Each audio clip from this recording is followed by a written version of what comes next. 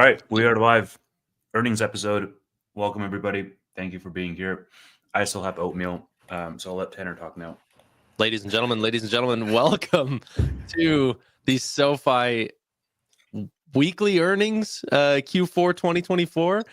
We have the great and powerful Roy, Crossroads, Chris, Data-Driven Investing, and Thesis, Oatmeal Boy. And we're about to kick off a very fun earnings call. Now, there is some broad-based sell-offs due to some AI-related stories. However, keep in mind, don't just look at SoFi stock alone. Look at it as part of a component of a larger, broader market. So this is not SoFi-related selling. There is no leaked earnings yet, but whenever we get the numbers, we hope that we don't contribute to the sell-off here and potentially put some green on a sea of red. What are your guys' thoughts about to get into the 7 o'clock press release, Roy?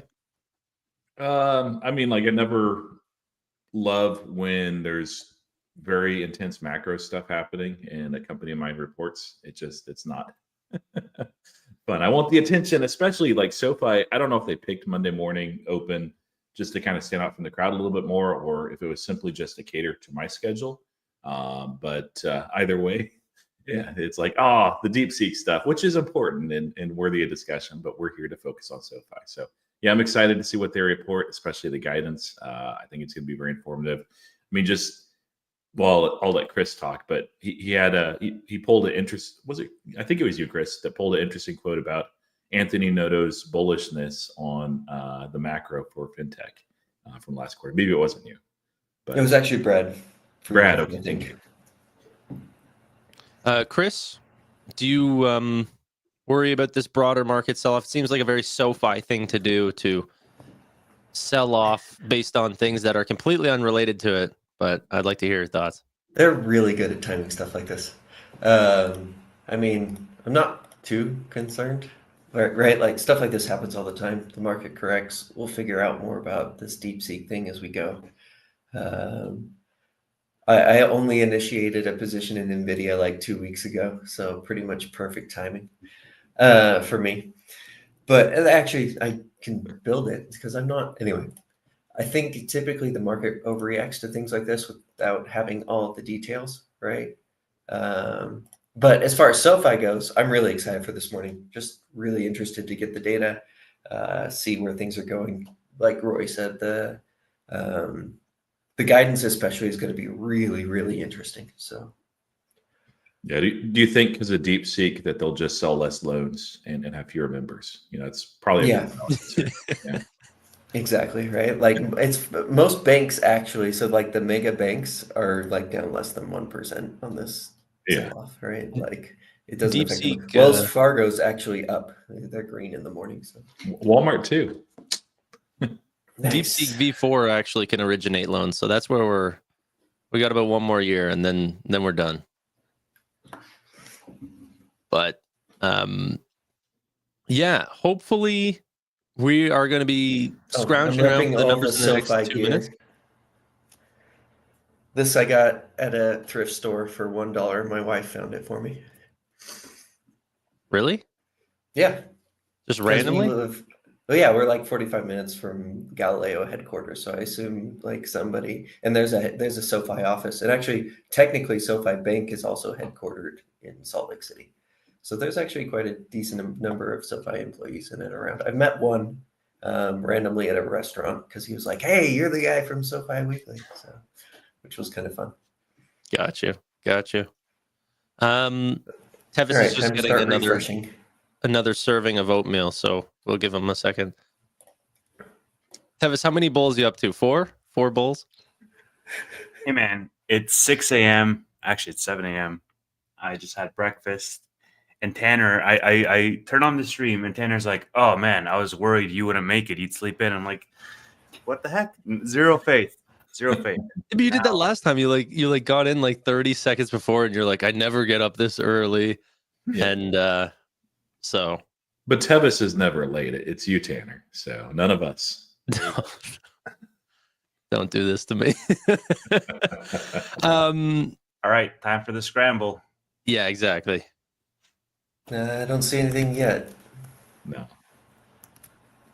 One thing to keep in mind too is I don't know what the market will do today. It could be that we get a greater dip as we go in, or that we rebound. I think the numbers are I- up, ladies and Whoa. gentlemen. We are up 7%. There's a giant green candle. Here, Tevis, can I share? Yeah. I think the numbers just got leaked. Boys. Not leaked, released, dude. Yeah, no, sorry.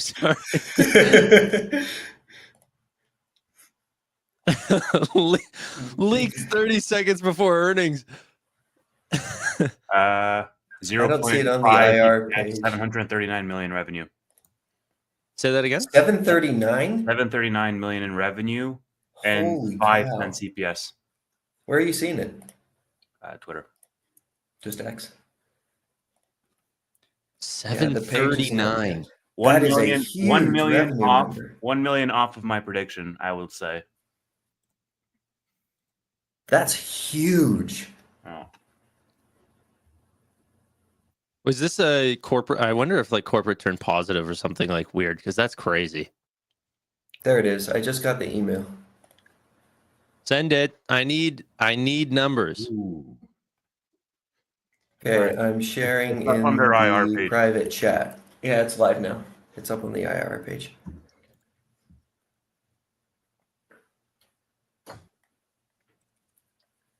$10.127 million members. Net income of 332 million? What? What? That can't be right. Pretty sure I'm Is reading the it right. presentation up yet? There's the presentation. Okay, guys, let's share this to the rest of the people here. Oh, that's for the full year, I think. Tevis. Oh, that Tevis, makes come on. Tevis. Yeah. Ladies and gentlemen, we got $734 million in net revenue, 332 million in net income. What? That's for that's full year. Full year.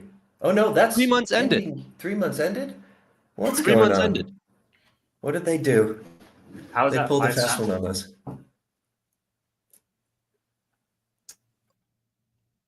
Okay, There's so got to be a one-time thing. yeah, it is a one-time thing for sure, because adjusted earnings per share is 5 cents, but non-adjusted is 29 cents. That's interesting. The tangible book value grew by 465 million. They must have done. What did they Yeah, do? so adjusted net income is 61 million. So this is some one-time thing, which Chris will have fun. They broke members- out loan platform business. Fourth pillar. Members added 785,000 and 1.1 million products. Okay. Let's go through this though. I want to see. So I was closest again. I was at 780. I was at 788. Yeah, that's There we dang go. close. The earnings presentation is up. It usually has a better way to. Yeah. It's got better visuals. Yeah. I really like that they broke out the loan platform business. Tevis? That was one of those things that I was wondering the most. Generating 632 or 63.2 million in Ooh, we got loan new platform fees. Here, can I driven just by skip ahead? 1.1 billion. I just want to see guidance. Am I able to? Yeah, let's go guidance. Can you guys hear me? Yes. Yeah, we can. I He had was to just cut you talking over you. All right. All right, guidance is on page 17. Yeah, this is Q1, full year in Q1. Yeah, 23 to 26% net revenue growth. Disappointing. That's not disappointing. I mean, the street expected 3 billion, like 3.04, 3.05 billion in terms of revenue. So this is a beat by about $200 million. What is slightly disappointing is that EPS number, 25 to 27. That's actually under what the street was assuming. Yeah. And then that member growth number is also, I mean, that's about 700,000 per quarter, but that's what they've been getting for the last 3 quarters in a row. It looks like they're being very conservative again. Once again, right? ladies and gentlemen, more conservative. 1.5 rate cuts, GDP being basically flat. and unemployment up to 5% baked into their guidance. Yeah. Super conservative. Yeah, that EPS number is actually like that's way lower than I expected them to be. Someone said go check tech growth. Oh yeah, what was the tech like? 168. Isn't that what we were at before? That doesn't look like any member growth. 160, I think we were at before, so 8 million. Oh, okay. What was the quarterly tech revenue though, like in Q4? Let's see here. Does that show it here? No. I'll just go over to the page. Yeah, page 20. Oh man, I love these new slides. Okay, so technology accounts, yeah, went to 167.7. Net revenue 102.8 million. So Oh, that's really low. yeah. Like compared to what we were expecting. Yeah. I Well, think let's that's put this actually into perspective. We're not that's 10 million there. Why aren't we taking a look at lending here? $423 million. And contributing $246 million of contribution profit.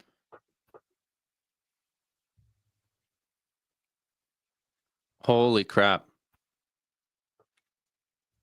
Okay, let's go back and take a look at some of these pages because there's a lot of new pages here. So this was 2024 in highlight. I mean, we've gone through these numbers so many times. I don't Ooh. think we need to. It's down 8% in the pre-market now. The stock. Anyway, continue. Geez, from 1840 down to 1632 and falling. It's all 2025 guidance. That's what this is. It's original numbers for Q4 got baked in, and now people are seeing what they expect for 2025. Sure seems that way. All right. I've already seen that. Members compounded annual growth rate 53%, products 55%.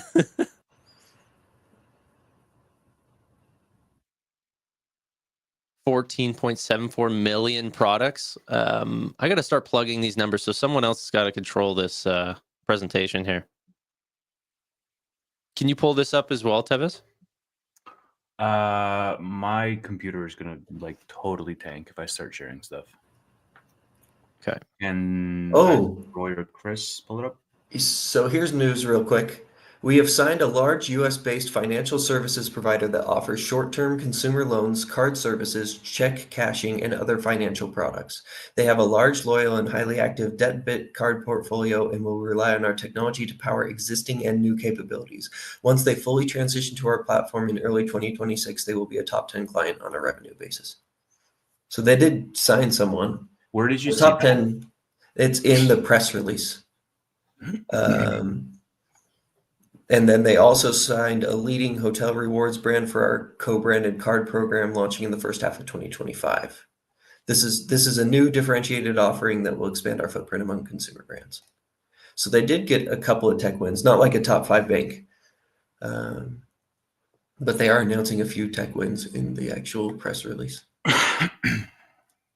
Yeah, we'll have to hear the earnings call as well. This is what I'm really excited for. So the revenue is really high. Looks like most of it came from outperformance from lending, which is probably why the street isn't completely loving it.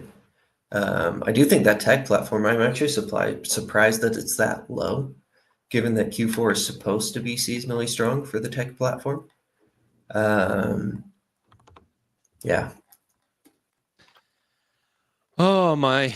Yeah, it's definitely not fun to see them be that conservative on guidance. That's sad to see. Have they released this news before? I think they have. Galileo was selected by the U.S. Department of Treasury as a processing partner for Direct Express. Yeah, that one they released. Yeah. And that one's starting like Q1 of 2025. So like now. Yeah, I think it's like 2 or 3 million people are on that.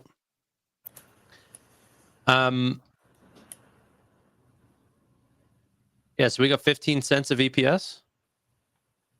That doesn't sound right. Overall, that's for the year. Yeah, we got.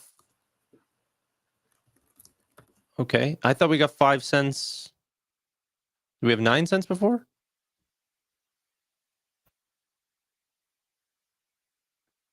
It would be It probably just rounds differently, right? Yeah. 'Cause Yeah, it must be from the rest of the year or something. Because I thought we needed 6 cents to get to 15. Anyway, we did. I'm sure it's just a rounding thing. Because if they got 61 million and they're reporting it as 5 cents, I'm not sure how that works out. Anyway, wow. The technology platform revenue is pretty low, eh? 102.8. yeah, Yeah, it's just that's done what I saw. growing. Yeah, hopefully they have something to say about it and bump up the confidence a little bit here. But yeah, that guidance is definitely a shocker to me. I find that very almost bearish. Yeah, to have that much more revenue than the street was expecting, but not that much more net income, it seems like there's a disconnect there. At least to me. Yeah.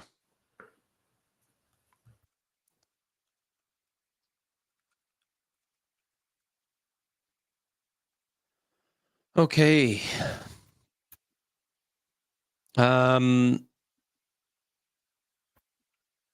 Let's find Sorry, lending 417 million. Yeah, for lending was 423 million, 422.78. yeah, we So knew it was going lending to be a lending outperformed. quarter. That's for sure. I want to see what percentage of that was loan platform and everything. Whoa. The or personal loan originations was 5.25 billion. That is a huge number. What did they say? Roy, you said that they broke out lending platform business, right? Yeah, and their Or announcement loan platform business. is a fourth bullet point down in their first announcement, not on the slide. Where can I find that? Sorry, financial. $1.1 billion of personal loan of that volume was So it grew. personal loans. So it grew 10% quarter over quarter. Got you. That is good. Here you go, Tevi. Yep, putting it up. Hold on. Okay, so oops, sorry, I spelled that wrong. Why isn't my screen changing? Okay, there we go. In the fourth quarter, we generated $63.2 million in loan platform fees, driven by $1.1 billion of personal loans originated on behalf of third parties. 3.6 million in servicing cash flow. So in total, $66.9 million added just from the loan platform business this quarter. That's crazy. Let's see here. Technology platform, 168 million. That's exciting, but it also the fact that it doesn't drive to higher numbers in terms of the revenue. It's I would have expected a lot more holiday spend there, or they need to break down what's the bulk of the revenue there, so then I can understand should I be looking for gross payment volume, or should I be looking for just the overall contracts of the size of the businesses that you're signing. They're just not the renewal timing isn't right now, so I don't know. I still think that that's a big problem that SoFi has, is just the clarity on the technology platform business. Yeah, I completely agree. The tech platform is still too much of a black box. Investors we don't get enough numbers to be able to understand why this is what it is and why we're seeing what we are. And so I know people are really excited for a tech multiple on SoFi if it starts to take off, but it hasn't started to take off, and we can't really predict whether it's going to take off when we don't have more detail. I'm so happy you were so wrong on this number, Chris. Which one? These originations. Man, I was so wrong. I was bearish. Like compared to this, I was super bearish. Yeah. Man, financial services is just like amazing. 84% year-over-year growth, 45% contribution margins. Like by far their sexiest segment, like by a mile in terms of numbers. Expenses increased 32% and revenue increased 84% year over year. Like, I don't know. But they're only guiding for 3 cents of gap of EPS next quarter. What Yeah, I was just about to say that. Like, what is how that? does that make any sense? Especially when the adjusted EBITDA was as 175 to 185. Are they expecting to like have a bunch of, because usually the difference between adjusted EBITDA and net income is about 120 to 130 million dollars. So just looking at those numbers on the face of it, it should be 4 to 5 cents, unless they're all of a sudden like giving out a bunch of extra stock-based compensation that Yeah. you know, but that's not what's going to happen unless, right? Like, I don't know. That doesn't make any sense. I feel like they're extremely weak on their EPS number. Yeah, it is it's weird how they're being so shy here. 3 cents of EPS, and that's not full year. Usually they can be pretty selective, but this is just now. What was guide for Q4 EPS? 3 to 4 cents. Yeah.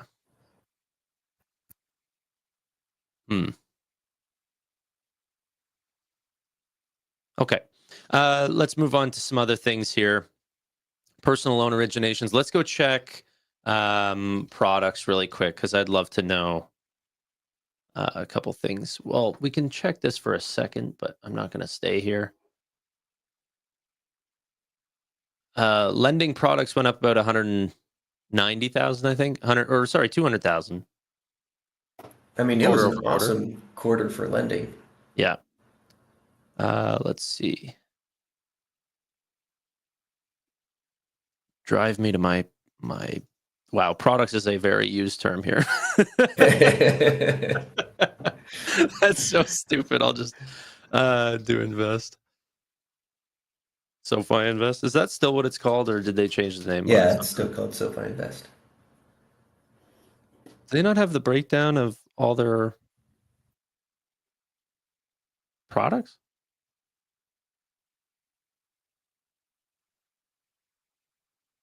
Like, what is this? Why? I mean, they're guiding for 2.8 million new members next year. They brought in 2.8 million members this year.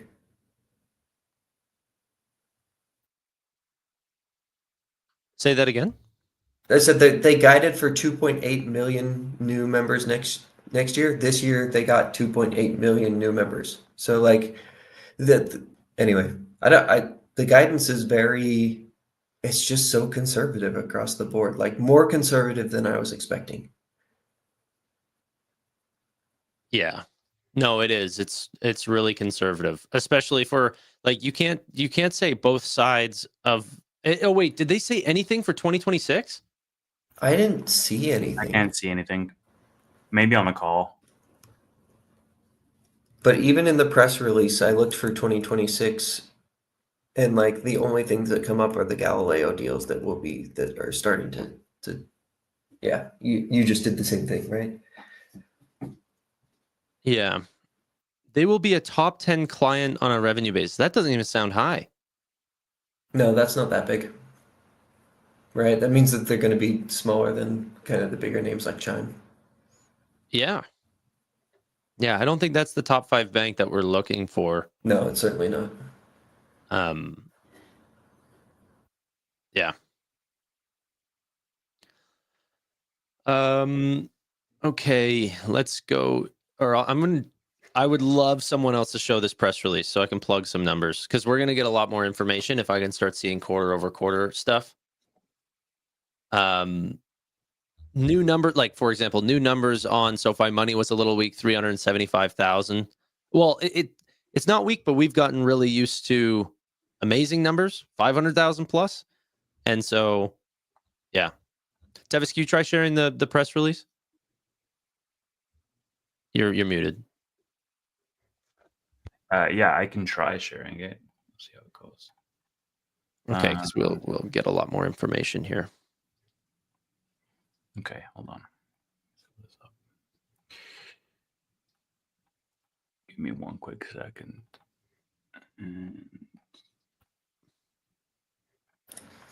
Why do you guys still plug it as Relay? You guys told me to change the name to SoFi Insights, but yet you still disclose it as Relay. On the website, it still says Relay 2. I'm going to move it Like- back if they don't. You probably need to move it back. Yeah.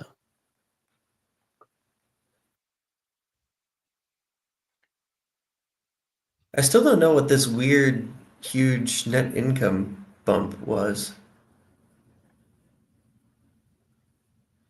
Unless they're talking about the full year and including like, no, even that doesn't make sense.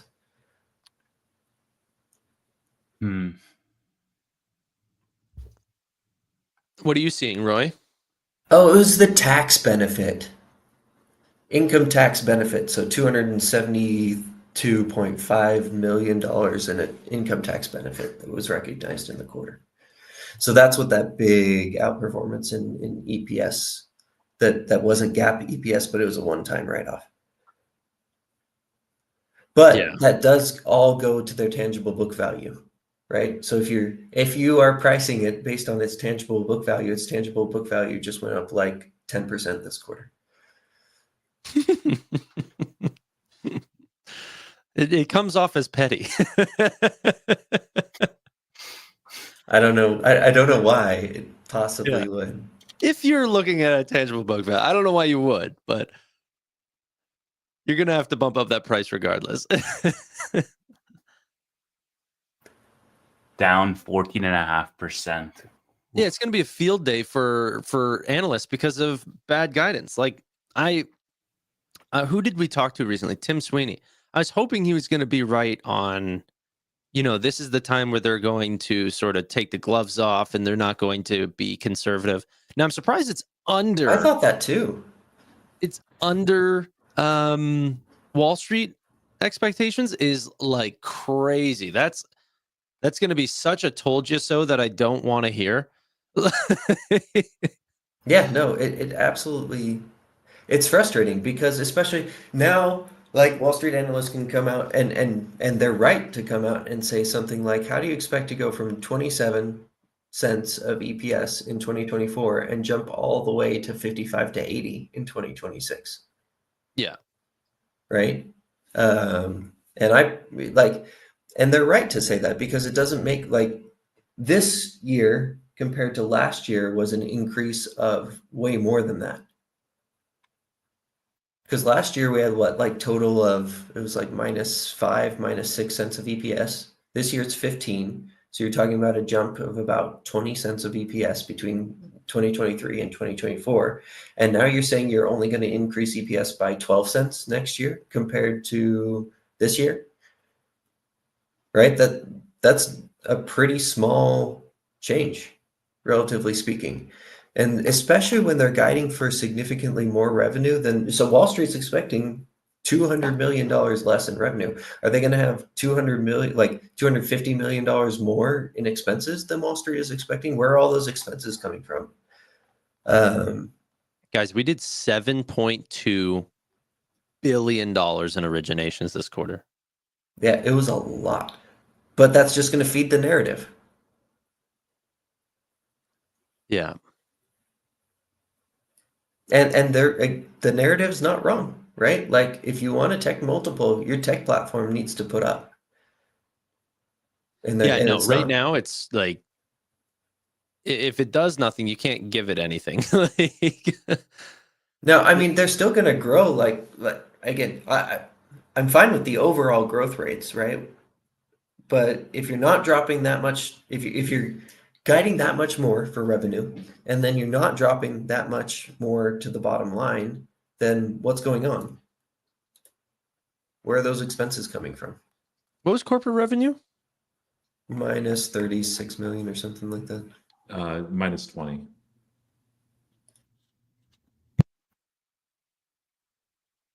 Let's see, presentation slide. Where is it? Slide 21. No, it's minus 35.8 million. Oh,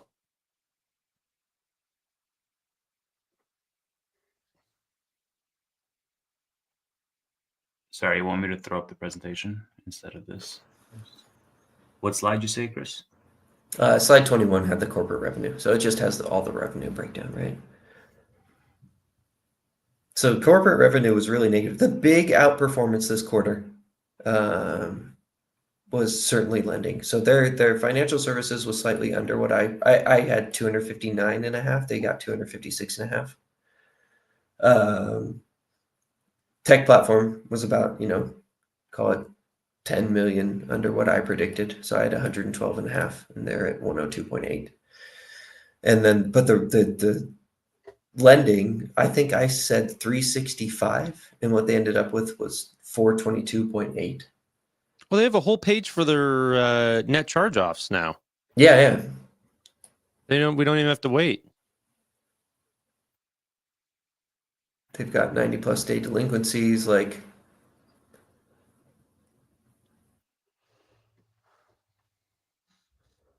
Credit cards just doing credit card things, eh?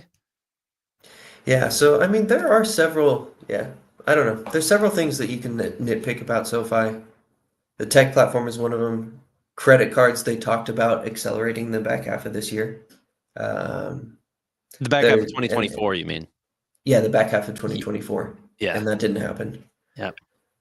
And then that guidance, like this is exactly what happened last year at this time too, right? You got your first quarter of GAAP profitability, and then the guidance assumes recession and 5% unemployment, and then they end up beating all their guidance by quite a bit. But Wall Street can hammer on the guidance and say, hey, the growth is done. And then the growth keeps coming back, but it doesn't. And then again, the hybrid multiple, right? Oh, I'd love to just go around the horn here. Initial thoughts, just numbers alone. How does this affect the thesis for the SoFi Weekly fam just before the call? I just think that the numbers were fairly in line with what we were expecting. It's just the guidance that's not good. And I think Chris brought up a good point of saying, like, okay, like analysts now have a leg to stand on to say, how can you expect to get to these 2026 numbers if you're guiding for such weak 2025 numbers? I don't think the numbers in itself, technology platform was really soft from what we were expecting, but there's nothing that was super major. It was just other than the guidance. What do you guys think? Yeah, 2025 guidance. You can't talk on both sides of the playing field. You can't say this is the best macro we've seen in 7 years, and by the way, we're going to see no growth in members. We're going to see, no incremental growth on top of what they've gained last quarter. Last year. So 2.8 million members. That seems really low. The EPS, please explain that. I'd like to know why you're expecting so much revenue growth in Q1 and, well, essentially all of 2025. You're expecting like a slowdown, yet it's even more of a slowdown on EPS. Very interesting. Are you reiterating 2026 guide? Like, I hope an analyst says that. If they don't themselves, that would be definitely a large question I'd want to ask. Can you guys reaffirm 2026 guidance still? Yeah. I think that we might see an all-time high in short interest based on this report. And I don't even think it's deserving. Like, this is SoFi just doing this to themselves. This is what they did last year in January. So it's a combination of three things. Like super weak guide, which, they've done this before. We were here last year. I've seen this with PayPal as well, where all the numbers that are real numbers are great. And the number that you can control, guidance, is like, did you let David Cavarini publish your guidance? Because that's what it seems like. Not every number is great, but it's largely it's a very good quarter. So you have that very weak guidance. You have a macro that is uncertain right now, and you also have SoFi that had been shooting much higher, and so this is going to look like a fat target for a lot of short sellers. I think we could go a lot lower. I could be wrong. I'm long term. It's the one number that they could control. Unless David Cavarini, they hired him and said, "Hey, do our guidance for us." It makes very little sense. Yeah, I think I agree with all that, right? Like, I guess I've already said pretty much the same thing, just that the numbers themselves. So the Q4 numbers are pretty good, with the exception of the tech platform. But that guidance, it just doesn't like. For example, in Q1 of this year, they had $581 million in revenue, right? And with $581 million in revenue, they were able to get an EPS of 1 cent. So you're telling me that you're going to raise your revenue by, $150 million, but you're only going to raise your EPS by $20 million, right? Like, that doesn't make that much sense. It means that you've got massive increasing expenses, which isn't what we've seen as far as like all the margins are actually going up. Contribution margin has gone up, adjusted EBITDA, like incremental margins have been 40% plus for the last over a year. The net income margins have also been 40% plus for the last year. And now you're guiding to incremental margins of like 5%, maybe 10%. Less than that, right? So the delta on the revenue is 130, and then the delta on the EPS is 20. So that's I guess it's like a 15% incremental margin now. All of a sudden, like why the shift? Are they leaning back into growth? Like, but if they're leaning back into growth, then why only 2.8 million members, right? If they're going to reinvest that back in the business, which would mean that they're planning on having higher expenses this year than last year, then you should see that in much greater group guidance for growth, or probably an even greater guidance for revenue. So like there's just a disconnect, especially between that revenue guide, which is pretty darn high, and the EPS guide, which it just doesn't match it. That's a really good point, by the way. I get the idea of wanting to start very conservative and then have 3 raises across 2025, but that is also like the analysts are not assigning them like a buffer to say, okay, well, this company sandbags and we're actually going to go higher. The analysts actually go lower from what they're guiding. So if they're guiding for 3 cents in Q1 2025, analysts are going to say 2 cents or 1 cent or nothing. So it's just short-term pain. I know that they're going to continue to beat, but this is the downside, I think, of that strategy of being super conservative. Yeah, it's overall, I think a lot of the times I want to look through the numbers and then get a good sense for the overall quarter, and I don't feel like I have that yet. But the quarter seems great. Great. I don't mind a lending company. If they want to call us a lending company, that's fine. If you're still the fastest growing lending company on the block, I'm happy to own it. And a tech multiple doesn't have to come from Galileo. It can come from the loan platform business. And so I'm happy about all that.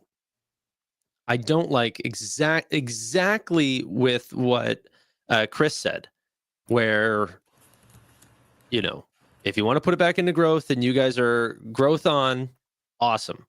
2.8 million members, 23 to 26% growth full year.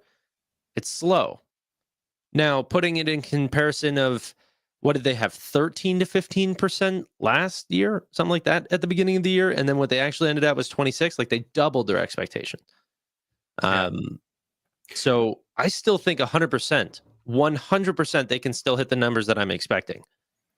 The only problem is I hate to be alone on that. I wish I was reaffirmed from management, and the conference call is at 8:00. So we're going to hear a lot about that, and we'll get at least 45 minutes to an hour of good explanation of what the numbers that they're seeing is. But yeah. Any of you guys? Yeah. I want to see them do that. Like, I want to see them actually provide an explanation for Q1 EPS guidance, like at least what they're seeing. I know they included some assumptions here in their full year 2025 guidance, but I'd really love to see how that breaks out. And honestly, for them to even provide a wider range, like, would be fine for me, because the range that they provided, what was it, 24 to 27 cents, something like that, 25 to 27 cents. Like, they have the assumptions baked in here. I'll share it, but I'd love to see Yeah, them it's actually talk about it. One of the things, with the way that they guided, and with, there's going to be a lot of analyst questions. I think especially with the macro focus, I don't know that they're going to be asked about crypto and SLB 121 at all. I think there'll be other things to focus on, which is, I hope that they mention it in any way, even if they're not asked about it. But yeah. Yeah, weak guidance is just killing them. That's like there's nothing in the. You could harp on the tech platform a little bit, and say Yes. it's not growing, but we already knew that, right? Like my own personal numbers, I did think that there was high that they were going to do better than this, right? Like, so I guess there's two weak points. The tech platform is a weak point, like that's just fact now at this point. It's not growing. And they've been, they've been keep saying that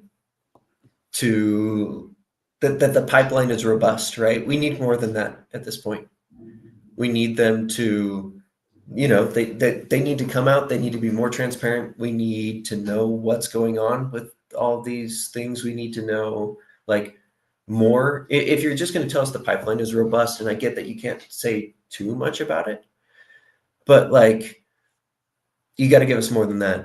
And then the other thing is just that we knew they were going to be conservative, but then in Q3, Noto said we're coming up to the greatest macro period that since I've been here in the last 7 years, right? Like, that's what he said in the Q3 call.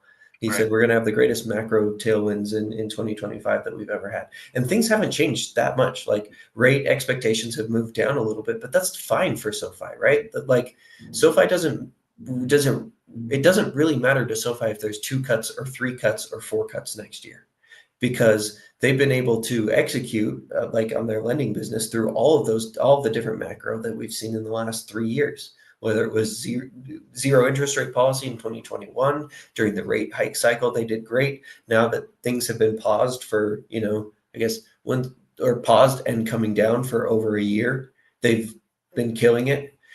So why be so conservative in the guidance? Why say, like, you've got it on screen, right? So 1.5 rate cuts, that's fine. GDP expansion of only 1% to 2% is pretty bearish, right? Like, Q's it's that, by the essentially way. flat. On which one?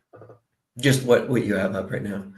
And then unemployment up to 5%. I don't think there is a soul who thinks that that's actually going to happen, right? That's another 1% up from here, and it already normalized at 4.1% this quarter, or this quarter compared to last quarter in the macro. So unemployment is actually stabilized, right? This would be a crazy bad year if unemployment goes up 1% for the macro, and I don't know. Like, there's several things here that I have a lot of questions about.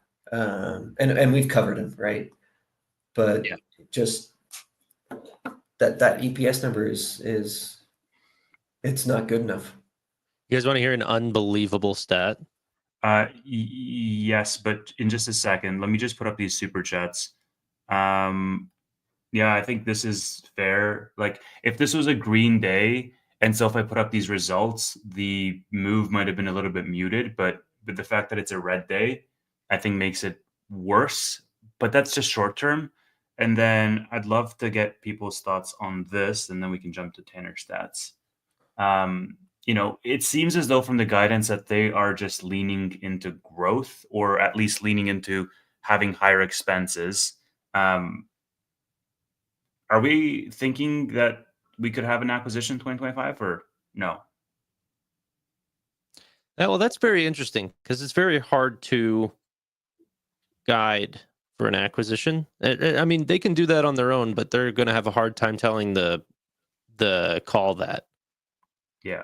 So, that'll be weird. I think that might lead to some confusion. That might be the confusion that we're seeing. Because they're not going to tell us, hey, we are in talks to acquire of it. People are going to start, looking around. So I think that they're going to do that behind closed doors and then announce it when it's in the final steps. It would be weird what they're looking for, though. That would be interesting. So on the flip side, if at Q3 when we were hovering around $10, anybody would have said at the end of Q4, or when they report Q4, you're going to be around $16 a share, I would have taken it with both hands, right? We're still up quite a bit in the last, 6 months, in the last year and everything. But this is, again, there's several things that are disappointing here. Like I try to call it like I see it. And like there's the tech platform is not performing where it needs to. Yeah. If these were these same numbers, but the tech platform was 115 million of revenue, right? I would be far more excited for this quarter than I am right now, because they've been promising us that for a long time at this point with the robust pipeline and all that stuff. But at some point, the pipeline's not good enough. You have to turn that into sales, and you have to turn those sales into revenue. So what's going on? Like, we don't get enough numbers. All we get is Galileo accounts and the revenue number, and that's basically it. And if that's all we're getting, then then you have to be clear about that. Like, they need more transparency there. Roy? You think we're getting a large acquisition? What's that? You think we're getting a large acquisition? No. What else? You're quite quiet over there. Yeah, I mean it's fine. I love these comments. Terry Gordon was right. About what? The guidance is always in light of like a very negative, bearish guidance for U.S. macro, and it's just there's a weird disconnect. I was trying to find the quote from the previous quarter where, and Chris, you referenced it a couple of times, that he's like, hey, these are like the most exciting times as far as macro for us. And not too much has changed, as far as that environment from my perception, slightly fewer rate cuts I expect. But all of a sudden it's like, oh yeah, great macro times. This is awesome. This is amazing. And 3 months later, the U.S. is doomed. I mean, not quite, but 1 to 2% GDP growth over in the 5% range for unemployment. I think the rate cuts, I mean, that at least seems plausible, but it just like, how can you be the same person? It's weird. Yeah. Yeah. And honestly, I don't want to be this bearish, but I'm going to this does spell, no sleepover. I you can get in a lot of trouble for talking the way that Anthony Noda had been. You cannot guide this way after saying this is the best macro you've seen in 7 years. Like, that's actually kind of dangerous. I mean, the exact quote was, we're heading into 2020. Oh, go ahead. Sorry. He literally just tweeted out like 2 minutes ago saying that the future has never looked brighter. Yeah, bro. That's dangerous. You can't say that. Like, you're lower than Wall Street expectations. No, the comment is from Ken Megan, who says guidance ? Yeah. So the exact quote from Q3 earnings was, we're heading into 2025 with the most favorable conditions of the last 7 years. Right? That's what Nodo said.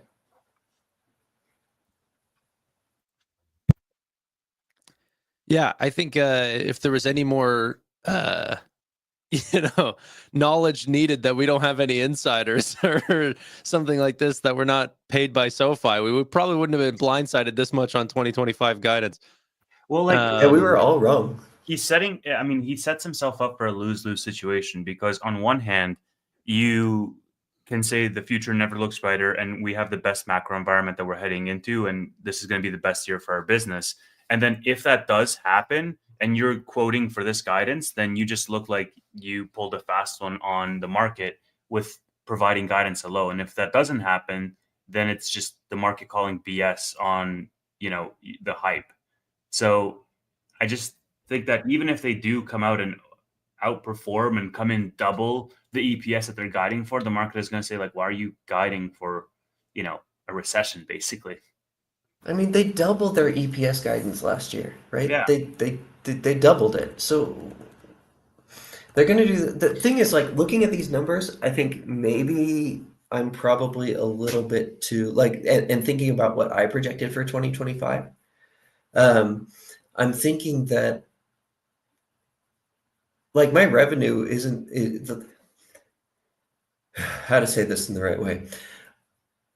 I think that they'll hit the revenue that I think that they'll hit. And I'm actually, so maybe I'll pull back a little bit on my own EPS expectations for next year. But mostly, I just think that they're sandbagging that number a lot because there's no reason for it, right? Like, it's completely different from everything that they've done up until this point. And so it's so strange to me that, like, you can look at their results, their prior results, and say, okay, here's been their incremental margins. All you have to do is, even if you're bearish, so even if you say they're only going to do 30% incremental margins this year compared to last year, that still results in an EPS that's way higher than what they just guided for. So that, like, I guess the other part, what I'm thinking is essentially that there's a disconnect, not just between their expectations and what we expect them to happen. There's a disconnect internally between their own revenue and EPS as well. Yeah. Okay. We are going to have the call up here in the next 13 minutes or so. This will also clarify a lot of things. So hoping for Anthony Noto to be very excited. However, looking at his stock, I mean, he must have expected this was going to be a sell-off. Like I want to be a fly in the room whenever they're setting out these expectations, that I think would be really interesting. It's funny to me because you have to be thinking what's going through this guy's mind or the entire management team's mind. And you have the clearest indication of what the market thinks of your guidance in the stock price. It's baked in. You can just open the ticker and you can see the stock performance and you say, oh, okay, well, I guess that's what the market thinks. Because they triple beat. It's just a matter of guidance, right? Well, it's setting up really easy triple beats, but I mean, that's not exciting anymore. Yeah, we don't care anymore. I can't get over that disconnect of, just 2 months ago, even I actually pulled it up on LinkedIn on Sofi's account. And Sofi's post itself says, we're excited about 2025. It's the best environment we've operated in. The future is bright. 2 months ago. If you're saying GDP expansion is 1% to 2%, unemployment is in the 5% range, normalization of credit spreads, no, the future is not bright. So which is it? They had, probably 4 to 5% GDP growth, a couple days ago, and then DeepSeek came out and they're like, oh my gosh, China's taking all our semis away. And then they changed That's what it was. Yeah. They changed it this morning based on the DeepSeek revelation. Update the graphics. No, we got an original sell-off around right at the beginning. So we were $17.94 before. Here, I'll just show this off. And then we did get a DeepSeek sell-off. That was this right here. And then, sorry to the algos, but the algos bought such a crushing beat on revenue And so that ran up to 1840. It was a good day to be a SoFi shareholder for this candle right here. And then after that, everyone immediately went to guidance. And I mean, honestly, I've been talking about the real oracle of the stock market lately has been Roy. Roy is a phenomenal investor, and his SoFi $11 joke might not be a joke. Maybe he knew it the whole time. No. But we still have a long way to go before that happens. It's still $15.60. I see some people in the chat saying, here we go back down to 8, but I don't think these numbers call for that. I think it could go back into the 14s and lower if we have more of a macro sell-off. It will still be up significantly from where we were last quarter. Max Ellis in the chat said copy and paste 2024 guidance, forgot to update. I think there's a little bit of that. Well, we should, I honestly, every single year they do this, right? So at least in 2023, what they did is they took, there's scenarios done by a company called Moody's who does macro analysis, right? And those different scenarios they look at, and they in the past, in 2023 and in 2024, they guided based on what's called the S4 scenario, which is the 5th percentile worst macro that there could possibly be. Meaning, if you were to play out 2023 or 2024 100 times, 95 times it would come out better than what they based their guidance on. And it looks to me like they did that again. I thought, based on the comments that noted, that based on the best EPS, that maybe they do the S3 scenario, which is a bad scenario, but not 95th, 96th percentile, right? This is an S3 scenario. This is not S4 is not growth in GDP. I would not I don't know. I'm sure we could find it. I'm sure that this is not an. Well, they're paid scenarios, right? But maybe it's it's probably an S3. S3 is 90th percentile. S4 is 96th percentile. But even still, right? It's just it's really frustrating. It's fine that they do that. In a vacuum, they can do that all day long and triple beat until the end of time, but it's not going to get them to their tranches. At some point, they have to go out and stick their neck out a little bit more and just risk a little bit more and risk coming in under or even at their expectations instead of always optimizing for triple beats. And that's essentially how they're going to get there, because if they do come in at double the numbers, then it's just a much lower chance, right? Because the guidance is really what the people are looking for, and they can model into their expectations going forward. And so they can be conservative. They're just not going to get to their tranches if they continue to do that, because that's how we were stuck for 3 years, in under $10. Yeah. Hopefully, I'm fine as a long-term holder. Go ahead. Sorry, Tanner. No. I was just gonna say, hopefully the earnings call clears up a lot of answers that we have, but which I think it will. I do think we are going to gain a lot more clarity in the earnings call, hear about new products, expectations for 2025. Hopefully they don't talk just about Q4 and they give us a lot more insight into Q5. But this seems like the same SoFi playbook that they did not learn from, of them wanting to beat 4 quarters in a row. And that's cool and all, but I need 45 and 25. And I wish you'd be a little bit more confident in Thesis, because he's been right. Okay. That you give him a little bit more room to project his guidance onto the full company there, Noto. Hey man, when they actually do put up 45, then I'll look like a hero because they're guiding for 25. I'll personally put you on the board. I've got that power, okay? I mean, on my board, sorry. Did you think I meant SoFi's board? You better know that if I get on the board, we're not having this guidance ever again. Will you still come on the SoFi Weekly? Dude, I'll live stream board meetings. That's going to be good. Okay. Call is in 5 minutes. I'm gonna get some more coffee. Tanner, say whatever you're gonna say. I was not going to say anything. I'm looking at myself in the camera and I'm wondering why I look ghostly right now. Like I'm so pale, it's scary. I need to like. There It's we the go. shirt. Some more color now. No, I'm excited to hear earnings. There's a lot of people in the chat just saying like, "Oh, I'm depressed." You know, I don't know.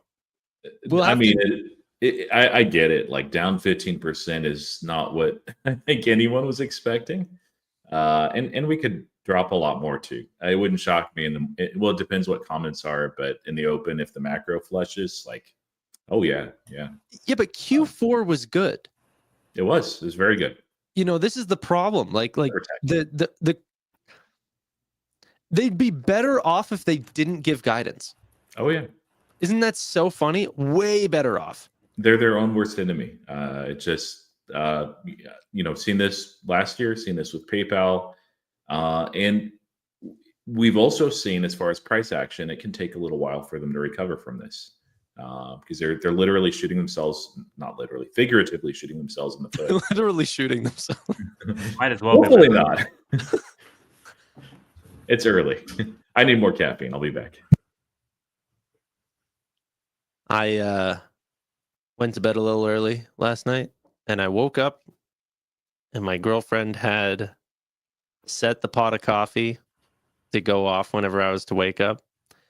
Boy, oh boy, was I felt like a special little boy this morning. It was really nice. Okay, nobody cares, Tanner. All right. Oh, dude, keep your happy. you need to find some love, yourself, brother. right? Keep your happiness to yourself. We're here to talk about numbers. yeah. This is like one of those Christmas movies where there's no presents, but all the Who's still have each other, and Tevis is the Grinch. Tevis is like, why? Sofi is down. Why do you have love in your heart?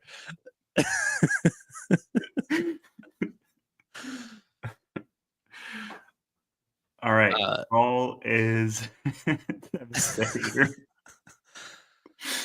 call is in a couple minutes. If I don't have Sofi, I have to look externally. You know, I'm like, well, okay, let me count the other things in my life that are going well. I saw Anthony Noto post around like 2025 is looking bright, and one of the first comments, literally 30 seconds after, was his wife that was like, "Good job," and I was like, "Oh, that's sweet," you know.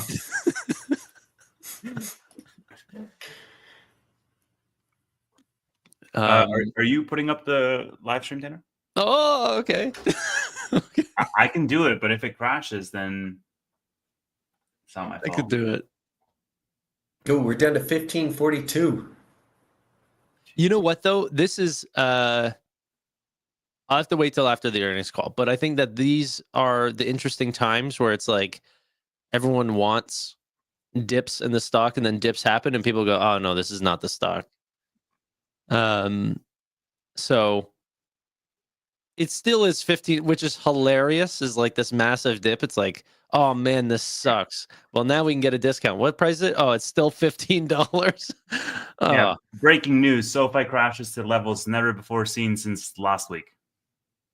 Yeah, but it would be great if the train just kept going.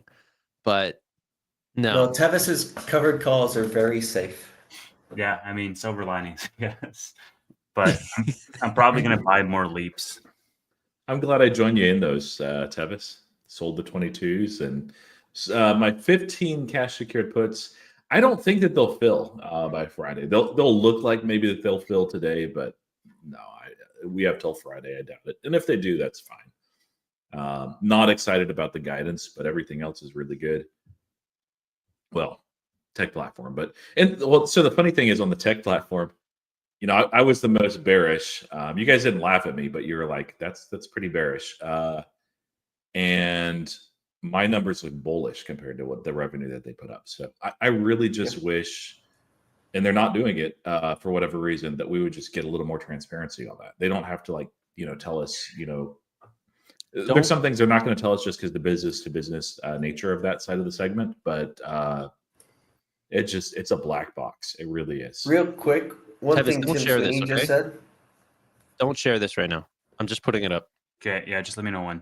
Yeah. Go ahead, Chris. One thing that Tim Sweeney said is that he said that the guidance looks like guidance is lower because of increased taxes from being a taxpayer, no more losses to offset, that is actually a fair point, because they've had these large tax losses to offset. They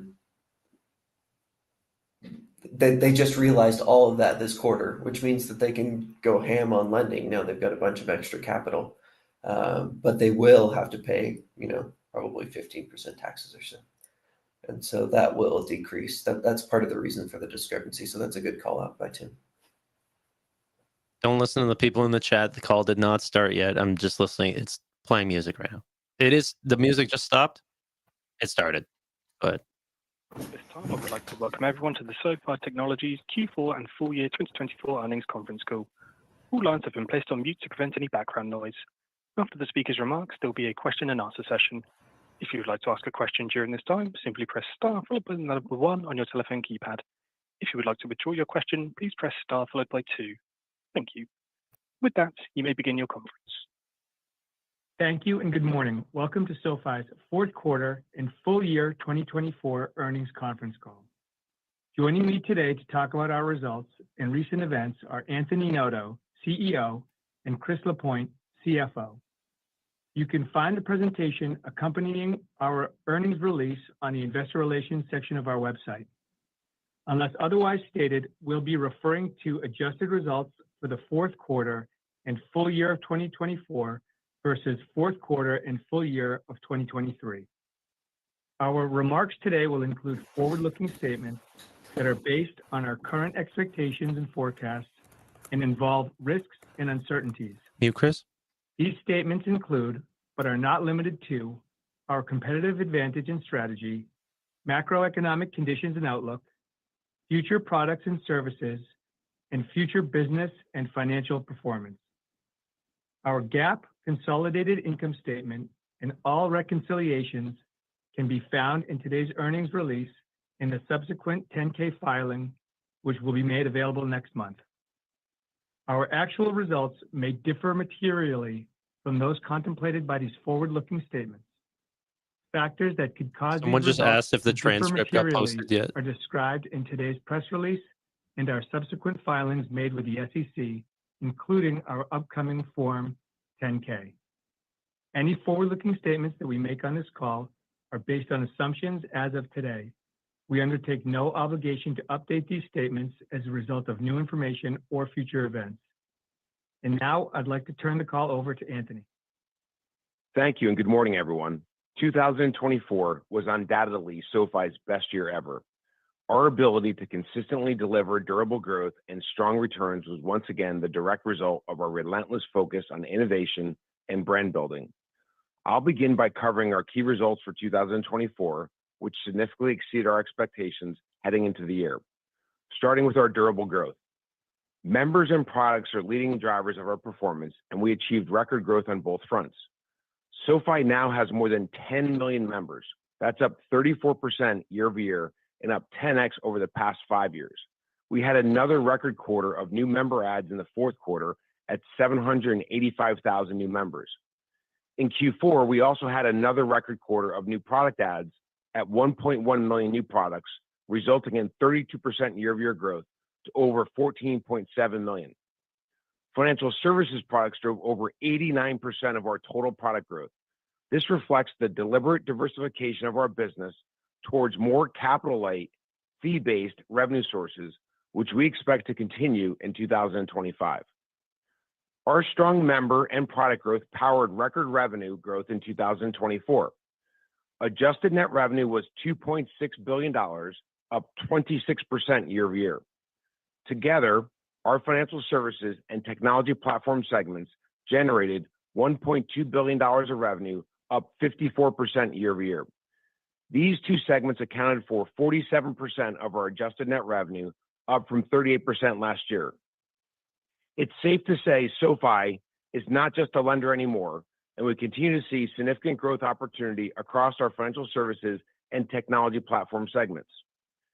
In our lending segment, adjusted net revenue grew 11% to nearly $1.5 billion, well ahead of our initial expectations of being flat to down. This strong growth was driven by record originations of over $23 billion, up 33% from the prior year. Our total fee-based revenue across our business was a record $970 million for the year, up 74% from the prior year. This was driven by strong performance from our origination fees, loan platform business, referrals, as well as interchange and brokerage. Importantly, improved monetization continues its strong contribution to growth. Financial services revenue per product increased from $59 in the fourth quarter of 23 to $81 in the fourth quarter of 24. That's up 37%, and we see continued upside as our newer products mature. In addition to delivering durable growth, we delivered strong returns and profitability. In 2024, adjusted EBITDA was a record at over $665 million. All three of our segments achieved record contribution profit at strong margins. In fact, financial services posted its first full year of profitability, and we are still just scratching the surface of the massive opportunity that exists. Our EBITDA margin for the year was 26%, up nearly 500 basis points year over year. This improvement was driven by an incremental EBITDA margin of 44%, well above our target of around 30%. Net income was $499 million, or $227 million, excluding non-recurring benefits related to deferred taxes, which Chris will discuss momentarily. Even without these benefits, 2024 was our first full year of GAAP profitability, and we have now delivered 5 consecutive profitable quarters. While we remain focused on achieving our long-term aspirations, we continue to deliver strong performance each day in each quarter. Earnings per share were 39 cents, or 15 cents when excluding non-recurring benefits related to deferred taxes. Intangible book value ended the year at $4.9 billion, a year-over-year increase of nearly $1.4 billion. This includes $271 million from non-recurring benefits related to deferred taxes. Our strong financial performance is the direct result of our investments in innovation and brand building. These investments attract new members and clients into our ecosystem and lead them to adopt more products over time. This fuels our growth and ultimately our returns as we scale. Looking ahead, our opportunity to scale remains massive, and it feels like it's day one of our journey. People want innovative solutions delivered seamlessly and digitally. Yet most traditional financial services firms are encumbered by physical locations, internal bureaucracy, and outdated technology. They've struggled to evolve. Since day one, technology and innovation have been part of our DNA. It's how we built and scaled products more rapidly, creating the digital one-stop shop for financial services in just 7 years. Our members often come to us for a specific product, then adopt others over time. As satisfied members do more with us, it creates a flywheel that we call our financial services productivity loop. Here's how we know it's working. In 2024, 30% of new products were opened by existing SoFi members, and nearly 40% of new members opened a second product in the first 30 days. More recent cohorts are taking a second product even faster than what we've seen in the past. This performance is a clear indication of our success in getting members to the right product and a validation of our one-stop shop model. Bringing new members into our productivity loop starts by having a trusted household brand name. A key part of our marketing strategy is working with like-minded partners that help us reach new audiences and build awareness of how we help our members get their money right. For example, we recently unveiled a first-of-its-kind partnership where our brand is presented side by side with the sports league's brand in TGL presented by SoFi, a new tech-driven golf league broadcasted live on ESPN from the new state-of-the-art SoFi Center in South Florida. Given SoFi is part of the league's brand, we get millions of impressions everywhere the TGL brand goes, allowing us to reach a broader audience over and over. Overall, our brand building efforts are yielding strong results. In 2024, our unaided brand awareness reached its highest ever level at over 7%, up nearly 170 basis points from last year. We are also innovating to strengthen and diversify our business so we can serve more members with less balance sheet risk, supporting both our growth and returns over the long term. Our loan platform business, or LPB, is one example. Over the years, we've built a powerful lending platform with strong member acquisition, underwriting, and servicing capabilities. But prior to 2024, we had two options: hold loans on our balance sheet to generate net interest income, or to sell loans to manage our balance sheet size, risk, and capital. This past year, we created greater optionality to meet the strong demands from our members and capital markets buyers through LPB. Here's how it works. We partner with buyers like Fortress to originate loans fitting their predefined criteria, and we earn fee income as we fill the orders. These loans are originated on the buyer's behalf, so they don't sit on our balance sheet. And importantly, we keep the servicing rights. This model is a game changer. It allows us to serve more members, including people that we might have otherwise declined for a variety of factors without taking on incremental risk or capital. It further diversifies our revenue with additional fee-based income, and because we keep the relationship, we have the opportunity to provide the members with additional products and services. In 2024, we originated $2.1 billion of loans through LPB, which brought our total company loan originations to $23 billion. Beyond LPB, we've continued to build and enhance products in our financial services segment. In just a few weeks, we'll introduce a variety of new benefits across our one-stop shop and a new fee-based subscription option for Sofi Plus. Our premium membership tier, Sofi Plus, has been incredibly popular, but only available to members who enroll in direct deposit. For the first time, members can access our highest APY, a 1% match on recurring invest deposits, extra cash back on Sofi travel, interest rate discounts, and more for a low monthly fee. We will provide Sofi Plus members with more than $1,000 of value annually unlocked by paying a monthly subscription or doing a monthly direct deposit. In Q4, our investments expanded access to alternative investments through partnerships with 3 new private market funds, including the Templum Cosmos Fund, which offers sole exposure to SpaceX, and through our new robo-advisor platform developed in partnership with BlackRock.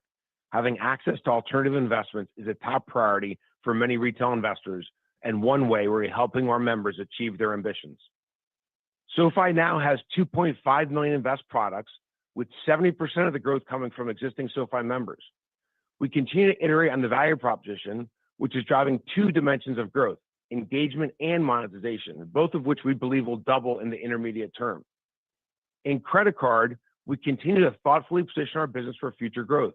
We improved our underwriting and rolled out 2 new products tailored to our members' needs: the Everyday Cash Rewards and Essential Credit Cards, helping more members earn rewards and build their credit. Our financial services segment also operates as a marketplace where we connect members to third parties and collect referral fees. For example, we make loan and banking referrals for borrowers we don't currently serve, including small and medium-sized businesses. We also refer members to partner insurance carriers through our Protect product. While still small in the context of Sofi, these referral revenue streams that are high margin grew significantly in 2024. That takes me to Sofi Money, our most successful financial services product, which serves as an example of what these other businesses can become. Since 2020, Money has scaled significantly. Products grew from 646,000 to 5.1 million products today and increased 51% just this year. Money helped drive nearly a 9x increase in revenue per product for financial services overall. Since acquiring our bank license in 2022, we've grown our deposits to $26 billion by iterating, learning, and iterating to make our product, marketing, and service better every day. For example, we know that frictionless money movement is top of mind for our members, so in 2024, we introduced Zelle and improved our self-service wire transfers. We believe Invest is the next business to follow the footsteps of Money, and we plan to allocate greater resources in 2025 to scale this business. Turning now to Tech Platform, another fee-based segment. Our Tech Platform gives a broad range of clients, from banks to fintechs to consumer brands, the ability to create, launch, and run financial products. In 2024, Tech Platform reached 168 million total accounts, up 15% year over year. Entering 2025, we are seeing strong demand from new potential partners. Let me give a few examples from the past few months that demonstrate the diversity of our client base and the strength of our offering. First, we recently were selected by the U.S. Department of Treasury for Direct Express, a prepaid debit card program that approximately 3.4 million people use to access their federal benefits. This is a testament to our tech platform's differentiated offering, as well as our strength and reliability. We're excited about the integration that will take place in 2025 and the financial impact that we will see in 2026. Second, we just signed a large U.S.-based financial services provider that offers short-term consumer loans, card services, check cashing, and other financial products. They've built a large, loyal, and highly active debit card portfolio over the past 2 decades and will now rely on our technology to power existing and new capabilities. Once they fully transition to our platform in early 2026, they will be a top 10 client on a revenue basis. Third, we've signed a partnership with a leading hotel rewards brand for a co-branded debit card program launching in the first half of 25. This is a new differentiated offering that will expand our footprint among consumer brands. These deals represent more predictable revenue from larger established brands with notably higher average deal sizes. We're excited about these wins and would note that the implementation and the integration cycles will be gradual and the revenue impacts will most likely be felt in 2026. As you can see, 2024 was a tremendous year overall. Our record revenue, profit, members, products, and returns all demonstrate the success of our innovation and brand building and are a testament to the absolute grit of our team. I have never been prouder of a year-long performance than I am of 2024.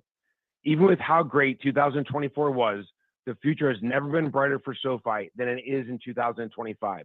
The operating environment is the strongest it has been since I joined, with lower interest rates, strong employment, active capital markets, and we have a vibrant brand and the only digital one-stop shop offering in the U.S., resulting in a diversified business model that is well positioned to capture the opportunity ahead. With that, let me turn the call over to Chris to provide more detail about the quarter and year and to share our detailed guidance for 25. Thank you, Anthony. 2024 was indeed our best year ever, and we finished strong with an exceptional fourth quarter. Adjusted net revenue for the quarter was a record at $739 million, up 24% year over year and 7% sequentially. Adjusted EBITDA was also a record at $198 million with a 27% margin. Excluding the non-recurring benefits related to deferred taxes, adjusted net income was $61 million and adjusted EPS was 5 cents. This was our 5th consecutive profitable quarter and first profitable year. As noted, our fourth quarter GAAP results included non-recurring tax benefits of $271 million. These were primarily related to the release of the majority of the valuation allowance against our deferred tax assets. Each quarter, we assess the recoverability of our net deferred assets, most of which are related to net operating loss and tax credit carryforwards from prior years. The timing of this release was due to our recent strong financial performance and forecast of continued profitability. Moving forward, we expect a normalized effective tax rate of approximately 26%, which can be impacted by future discrete tax items and mix of income. Turning now to our segment performance, starting with our non-lending segments, which comprised a record 49% of total adjusted net revenue during the quarter, reflecting the continued diversification of our business. Starting with financial services. For the fourth quarter, net revenue was $257 million, up 84% year over year. Contribution profit was $115 million, up 4.6x year over year. Contribution margin improved significantly to 45%, up from 18% last year. Net interest income for this segment was $160 million, up 47% year over year, which was primarily driven by growth in consumer deposits. Importantly, non-interest income grew 3.2x to $96 million in the quarter, which equates to nearly $385 million in annualized revenue. In Q4, our LPB business generated $63 million in fees, driven by $1.1 billion of personal loans originated on behalf of third parties, as well as referrals. Additionally, LPB generated $4 million in servicing cash flow, which is recorded in our lending segment. In total, our loan platform business added $67 million to our adjusted net revenue across these two segments. We are off to a strong start in Q1 as well. Our loan platform business we recently agreed to initial terms with Blue Owl Capital Funds for up to $5 billion of personal loans over 2 years. Once finalized, this arrangement will represent our largest LPB agreement to date. In addition to our LPB revenue, we continue to see healthy growth in interchange, up 63% year over year, driven by $14 billion in total annualized spend in the quarter across money and credit card. Shifting to our tech platform. For the fourth quarter, we delivered net revenue of $103 million, up 6% year over year. Contribution profit was $32 million at a contribution margin of 31%. Revenue growth was driven by continued monetization of existing clients, along with new deals signed in new client segments. Our recent client wins have been more diverse, including major consumer and commercial brands, as well as large enterprises in Latin America. Turning now to our lending segment. For the fourth quarter, adjusted net revenue was $423 million, up 22% from the same period last year. Contribution profit was $246 million, with a 58% adjusted margin. These strong results were primarily driven by growth in net interest income, which increased 31% year over year to $345 million. This included a 23% increase in average interest earning assets and a 68 basis point decrease in cost of funds, which was mostly offset by a 62 basis point decrease in average yields. During the quarter, we achieved record loan originations of $7.2 billion, up 66% year over year. Personal loan originations were a record at $5.3 billion, of which $1.1 billion was originated on behalf of third parties through LPB. Collectively, personal loan originations were up 63% year over year. Student and home loan lending both had their best quarter since 2021. Student loan originations were $1.3 billion, up 71% from the same period last year. Home loan originations were $577 million, an 87% year-over-year increase. The fourth quarter was our best quarter of capital markets activity since going public. Overall, we sold or transferred through LPB over $3.4 billion of personal loans, home loans, and secured loans. In terms of personal loans, we closed $950 million of sales in whole loan form at a blended execution of 105.5%. We also closed a $525 million private ABS transaction that included significantly lower WAC collateral relative to our balance sheet at an execution of 102.3%. All deals had similar structures to other recent personal loan sales, with cash proceeds at or near par, and the majority of the premium consisting of contractual servicing fees that are capitalized. These sales included a small loss share provision that is above our base assumption of losses and immaterial relative to the exposure we would have otherwise had if we held the loans. In terms of home loan sales, we closed $507 million at a blended execution of 100.7%. Additionally, we sold $90 million of late-stage delinquent personal loans. By selling these loans, we're able to generate positive incremental value over time versus selling after they charge off, both from our improved recovery capabilities and by maintaining servicing. Finally, we sold $243 million of secured loans at a par execution, while also executing $199 million of new secured financing. Net-net, inclusive of all new issuances, paydowns, and loans sold in period, our secured loan balance decreased by $189 million sequentially. Turning to credit performance, the health of our consumer remains strong. Our personal loan borrowers have a weighted average income of $158,000 and a weighted average FICO score of 744, while our student loan borrowers have a weighted average income of $134,000 with a weighted average FICO score of 765. Our credit trends continue to improve after seeing delinquencies peak in the first quarter of 2024. For personal loans, the on-balance sheet 90-day delinquency rate was 55 basis points in the quarter, a slight decrease from 57 basis points in Q3. The annualized charge-off rate declined to 3.37% versus 3.52% in the prior quarter. Had we not sold any late-stage delinquencies, we estimate that including recoveries, we would have had an all-in annualized net charge-off rate for personal loans of approximately 4.9% versus 5.0% last quarter. For student loans, The on-balance sheet 90-day student loan delinquency rate remained flat sequentially at 12 basis points, while our annualized charge-off rate decreased 7 basis points to 62 basis points from 69 basis points last quarter. The data continues to support our 7 to 8% maximum life of loan loss assumptions for personal loans, in line with our underwriting tolerance, although we continue to trend below these levels. Our recent vintages, originated from Q4 2022 to Q1 2024, have net cumulative losses of 3.8%, with 45% unpaid principal balance remaining. This is well below the 5.25% observed at the same point in time for the 2017 vintage, the last vintage that approached our 7 to 8% tolerance. The gap between the newer cohort curve and the 2017 cohort curve widened by 15 basis points, demonstrating continued improvement. Additionally, looking at our Q1 2020 through Q3 2024 originations, 58% of principal has already been paid down, with 6.5% in net cumulative losses. Therefore, for life of loan losses on this entire cohort of loans to reach 8%, the charge-off rate on the remaining 42% of unpaid principal would need to exceed 10%. This would be well above past levels, further underscoring our confidence in achieving loss rates below our 8% tolerance.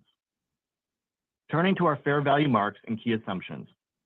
As a reminder, we mark our loans at fair value each quarter, which considers a number of factors, including the weighted average coupon, the constant default rate, the conditional prepayment rate, and the discount rate, comprised of benchmark rates and spreads.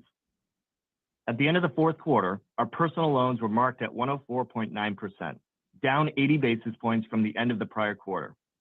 This change was a function of the discount rate increasing by 51 basis points to 5.29%, mostly due to the underlying benchmark rate increasing by 63 basis points, partially offset by 12 basis points from spreads tightening. As we've previously noted, both of these changes are empirical based on the actual market data, not assumptions. Additionally, any fair value impacts that resulted from interest rates increasing were offset nearly 1-for-1 by hedge gains. Furthermore, we saw a 10 basis point decrease in the weighted average coupon. Slightly offsetting those negative impacts, we had a slight decrease in our conditional prepayment rate from 26.1% to 26.0%, which has an immaterial impact on the overall change in the mark. When a borrower prepays, we are still capturing the principal, and the impact to the value of the asset is only based on the premium above par at a given point in time, which is very small relative to the principal outstanding. At the end of the fourth quarter, our student loans are marked at 104.1%, down 133 basis points from the end of the prior quarter. This change was a function of the discount rate increasing by 41 basis points to 4.4%, driven by the underlying benchmark rate increasing by 76 basis points, partially offset by 35 basis points from spreads tightening. Additionally, we saw a 28 basis point increase in the conditional prepayment rate from 10.7% to 11.0%. There were no material changes to the weighted average coupon rate or the conditional prepayment rate. Turning to our balance sheet, where we remain very well capitalized. In the fourth quarter, total assets grew by $1.9 billion, driven by approximately $910 million of loan growth, approximately $830 million of growth in other assets, and approximately $80 million of growth in cash, cash equivalents, and investment securities. Total liabilities grew by $1.5 billion. This was driven by member deposit growth of $2.6 billion quarter over quarter, while non-member deposits were reduced by $1.2 billion. Total deposits reached nearly $26 billion in the quarter. Over the past year, our strong organic deposit growth has further strengthened our balance sheet. Currently, there is a 193 basis point difference between the interest we pay on deposits and the interest we pay on warehouse lines, which translates to approximately $500 million in annualized interest expense savings from growing our deposit base over the past year. We continue to benefit from the mix shift towards deposit funding, along with our ability to sustain healthy deposit versus lending betas. As a result, we reported an average net interest margin of 5.91% for the quarter, up 34 basis points sequentially. This is a function of maintaining asset yields and reducing our overall cost of deposits. This continues to be in line with our expectation of maintaining NIM above 5% for the foreseeable future. In terms of our regulatory capital ratios, our total capital ratio of 16.2% at year-end remains comfortably above the regulatory minimum of 10.5%. Tangible book value grew $465 million sequentially to $4.9 billion, including the non-recurring benefits related to deferred taxes. While these are non-recurring benefits, it is value retained in the business. Tangible book value per share at year-end is $4.47, up from $3.61 a year ago. Looking forward to 2025, after a year of bolstering our capital base, reaching GAAP profitability, as well as the scale required to drive continued profitability, we want to better tilt our incremental revenue growth toward investment. We have significant untapped addressable markets in front of us, and we have proven that the more we invest, the more we produce durable growth and strong returns. In 2025, we plan to manage towards an incremental EBITDA margin of around 30% as we reinvest in the business to drive that durable growth of 25% again in 2025 and ultimately strong returns well into the future. Let me finish by providing our outlook for 2025, starting with the macro assumptions that underpin our financial guide. In line with market expectations, our assumptions are as follows. An interest rate outlook consistent with the forward curve and just north of 1.5 rate cuts, GDP expansion of 1 to 2%, normalization of unemployment in the 5% range, and continuation of normalized credit spreads across capital markets and stabilization of consumer credit. Now for our specific guidance. For the full year 2025, we expect to add at least 2.8 million members, which represents at least 28% year-over-year growth. We expect adjusted net revenue of $3.20 to $3.275 billion, which equates to year-over-year growth of approximately 23 to 26%.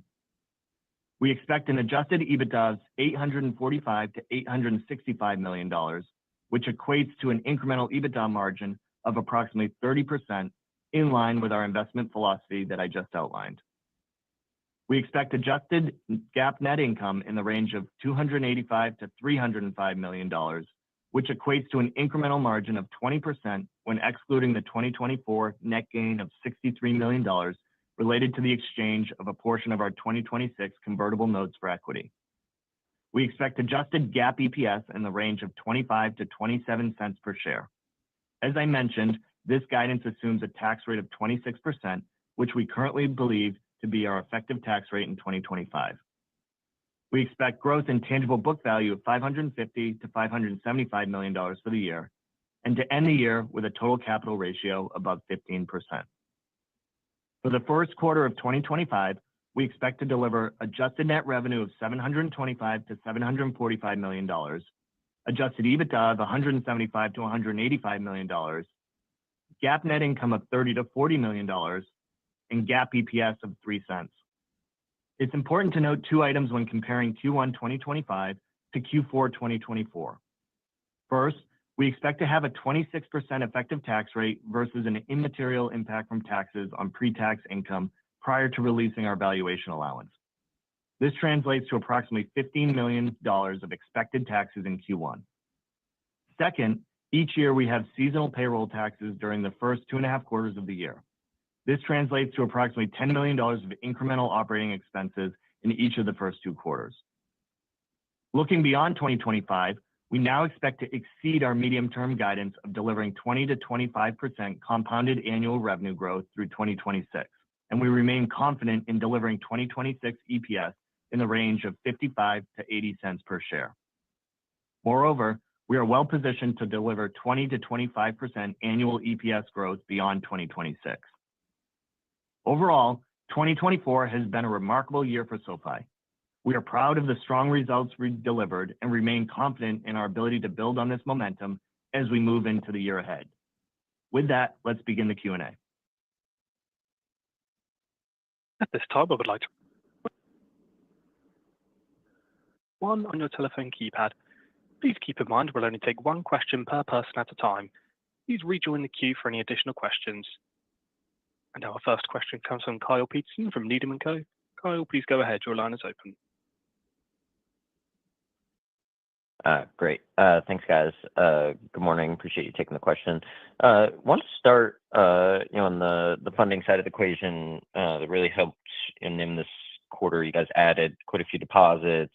Looks like you've taken a little more action on the deposit side in terms of lowering APYs compared to some of your competitors, but are still growing at a really nice clip here. So just want to see if you could give any more color on how you guys have been able to drive back the costs a little more than some peers, despite the perception that we might be in a higher for longer type of environment than it looked like even 3 or 4 months ago.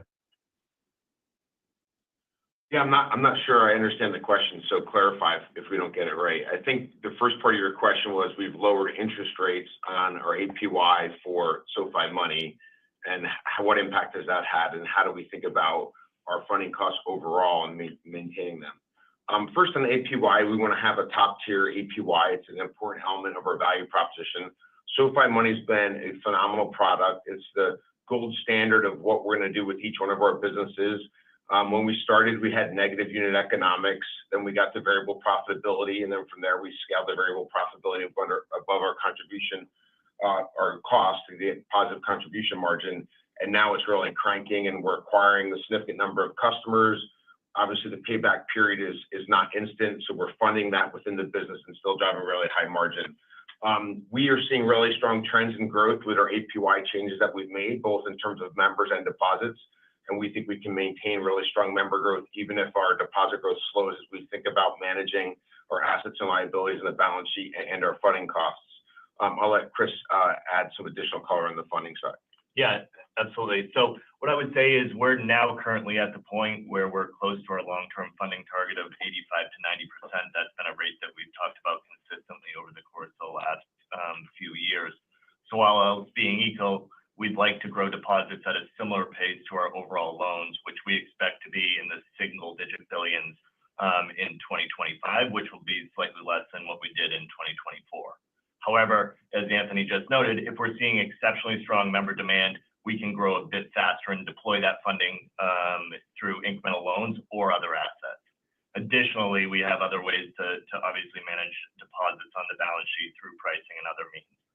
Finally, the only other point I would note is that we're still expecting really strong member growth north of 28%, and that's going to be a function of the continued momentum that we're seeing in Money, but also an acceleration in credit card, Invest, and other financial services products.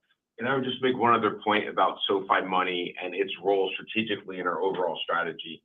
It's the tip of the sword, so to speak, in the first product many of our members take, and then they gain that trust and reliability with SoFi, and then they take on other products. So the lifetime value from a Money member grows over time as they use more products and services, which is also a consideration when we think about that product. The last thing I'd say is what we've seen is that the value prop of SoFi Money is much more than the APY. Having Zelle is really critical. People want a safe, secure way to be able to send money person to person. We also provide person-to-person payments via just a phone number or email, in addition to bill pay, free overdraft, the 2-day early paycheck, and we'll continue to add other features and functionalities to make that really valuable. The reason for SoFi Plus and the subscription is to actually provide more than $1,000 of value annually through a subscription of $9.99 or through direct deposit. And so that value prop will just continue to increase because we have lower costs, better margins that we can reinvest in greater appeal. The next question comes from Dan Dolev from Mizuho. Dan, your line is open. Please go ahead. Hey guys, great results here. And I was going to ask you a question about the lending platform, but we are getting a lot of questions this morning from investors regarding your medium-term EPS guidance. So maybe it's really great to see you reiterate the guidance. But now, given that you're leaning into investments, can you give us some examples of like operating leverage items that you have that would maybe increase the confidence on investor side that EPS target can be actually beaten? That would be great. Yeah, so I'm going to take a step back and elevate out for a second to give people a perspective. we think the winning formula is to drive durable growth and strong returns, and we do that by driving innovation and brand building. We couldn't be more confident in the long-term margins of the business. What we said historically is that our EBITDA margin long-term will be 30%, and our net income margin long-term will be 20%. And we believe we can drive to a very high ROE, well above other financial institutions with those margins and our high fee-based business, as well as we think about the capital elements of the business. In 2023, we had set guidance with a 30% incremental EBITDA margin. We said our margins long-term would be 30%. So in that time period, we wanted to show evidence of that and manage the balance of growth and profitability by delivering a 30% incremental margin. If you do that over time, asymptotically, your margin becomes 30%. In 2024, we took a very conservative stance at the same point last year relative to others based on interest rates, the economy, inflation, geopolitical, et cetera. And because we took that very conservative stance, we drove margin expansion at the expense of revenue growth. And we delivered well more than 30% incremental EBITDA margins, which is evidence that we can do that and maintain growth, having just grown 25%, which is well above the revenue expectations that we established last year in January. So we couldn't be more confident that our long-term margins are 30% for EBITDA and 20% for net income. And in 2025, we're just tilting the balance back to where we were in 23, which is a 30% incremental EBITDA margin, because that allows us to ensure we're investing today to drive durable growth beyond today into the future in revenue, in products, and in members. The thing that's most important about our guidance, which we just provided, is our revenue expectations are higher in 25 than the street had and what we had previously had, and our revenue expectations for growth into 26 are now higher as well. And that's possible because of the resource we have to invest in the business and the open opportunity in front of us. So couldn't be more confident in a long-term outlook for the company from a margin standpoint, and want to make sure we're taking a long-term view to drive revenue growth for as long as we can. And when it slows, then we'll drive the margin growth. The next question comes from Terry Ma from Barclays. Terry, your line is open. Please go ahead. Hey, thank you. Good morning. I just want to ask about the lending business overall. Your originations in the fourth quarter are quite a bit ahead of our estimates. So I'm just curious, how are you thinking about the lending business in 2025 with respect to originations and balance sheet growth? And then also, what's kind of contemplated in your guide with respect to the loan platform business? Yep, absolutely. In terms of the overall revenue growth for our lending business, what we expect for 2025 is that we're going to grow low double digits to teens as we continue to see strong borrower demand across both our personal and student loans, and we start to scale our home loans business in a more meaningful way. We now have our back-end fulfillment capabilities in place, and we have a full suite of products that we're able to work with. And then in terms of our medium-term guide for the lending business, we're still on track to hit that mid-teens growth compounded 2023 to 2026. As I mentioned before, as it relates to our balance sheet, we're expecting to grow the balance sheet modestly in terms of single-digit billions.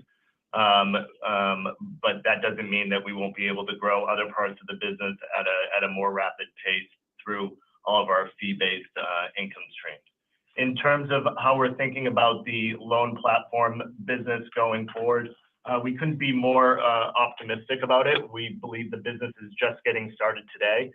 We have that $2 billion agreement that we signed with Fortress last quarter, and that relationship continues to expand.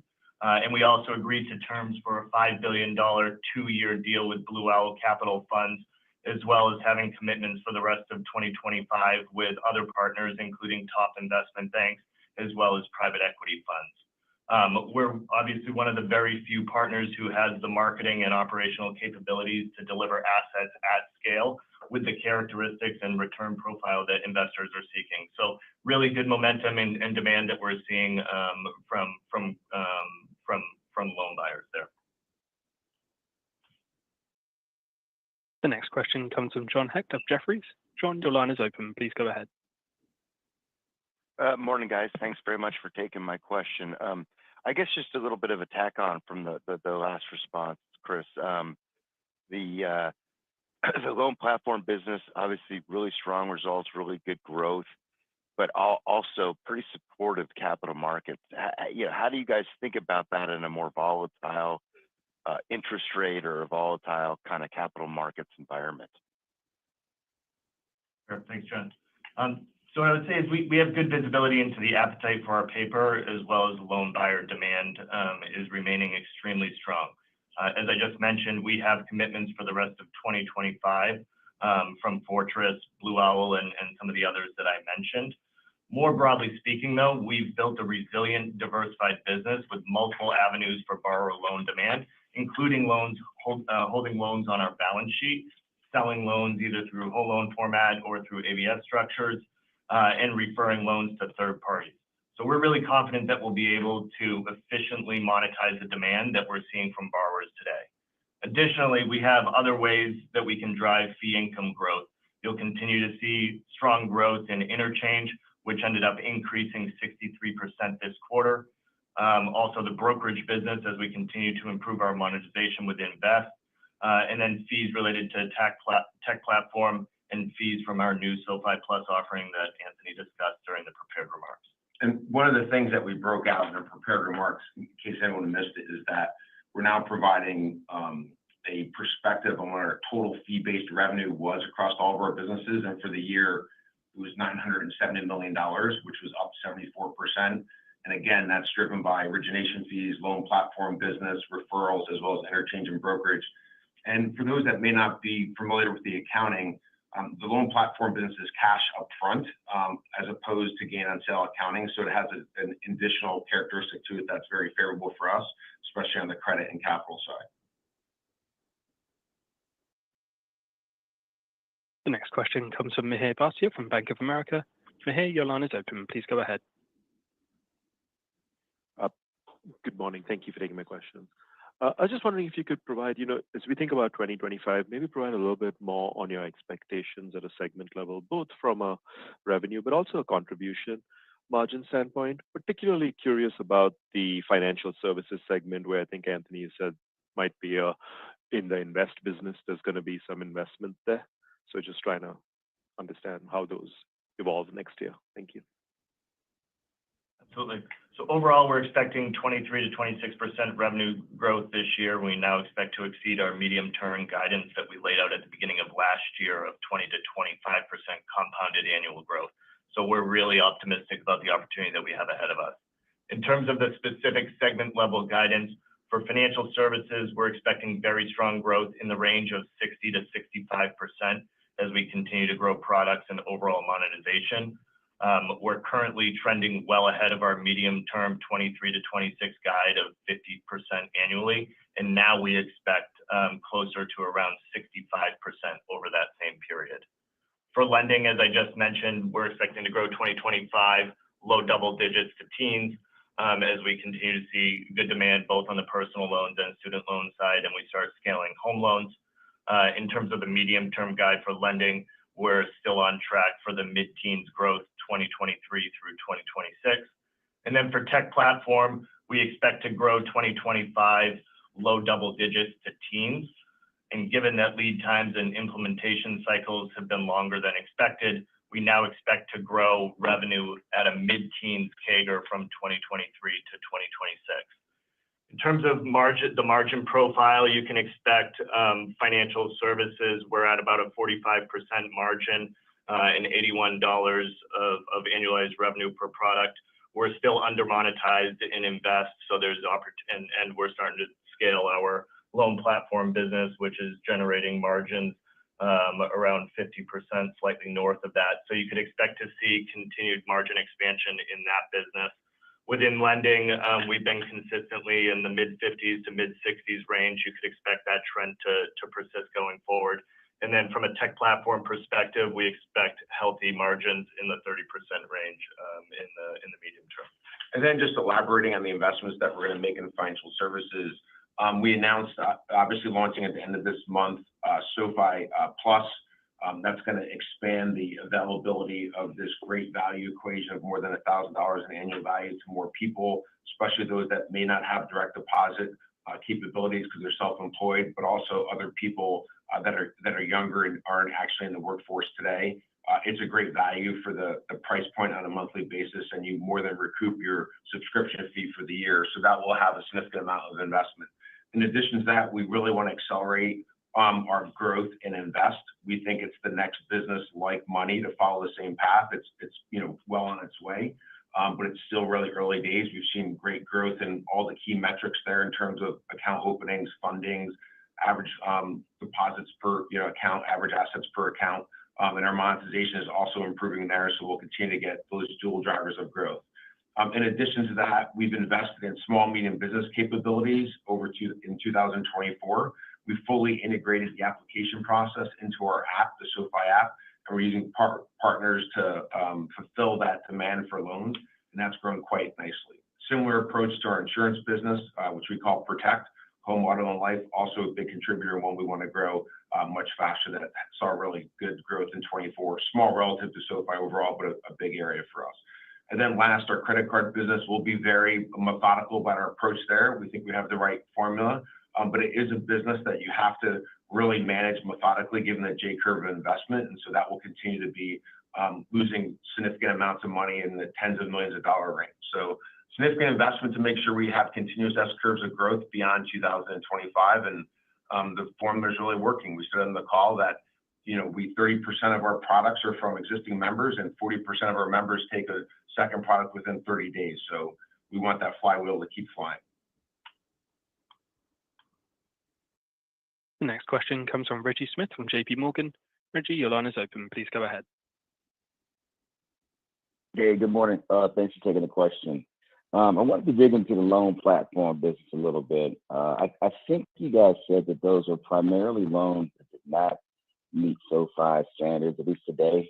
Was curious if this could become a channel where you do sell loans that are higher quality to partners. And then secondarily, do you charge origination fees on those platform loans? Thank you. Yeah, well, let me answer the first part, and then I'll turn it over to Chris. It should be clear to everyone that we are actually selling loans that are high quality, but we're also selling loans that are outside our credit box, and they are also high quality. So there are two things that cause us to do the loan platform business. One, someone wants a credit profile that's actually within our credit box, but it's at volumes that we wouldn't otherwise produce. And so once we have the commitment from them, we'll go out and originate that volume, leveraging our origination platform, our underwriting platform, marketing, and servicing platform, and get paid a fee for that. So there's two things that drive it. One, someone will want volume above what we would actually produce ourselves and look to sell. That's within our credit box. And two, things are outside of our credit box. So it's both of those criteria. And in our view, they're all high quality. Some of them are more high quality, i.e. prime profile, which is what our profile is. I'll turn over to Chris on the fee side. Yeah, in terms of how we think about structuring these deals, all of the deals where we're doing originations on behalf of third parties consist of two components. We have the flat fee per loan that we receive upfront at time of transfer.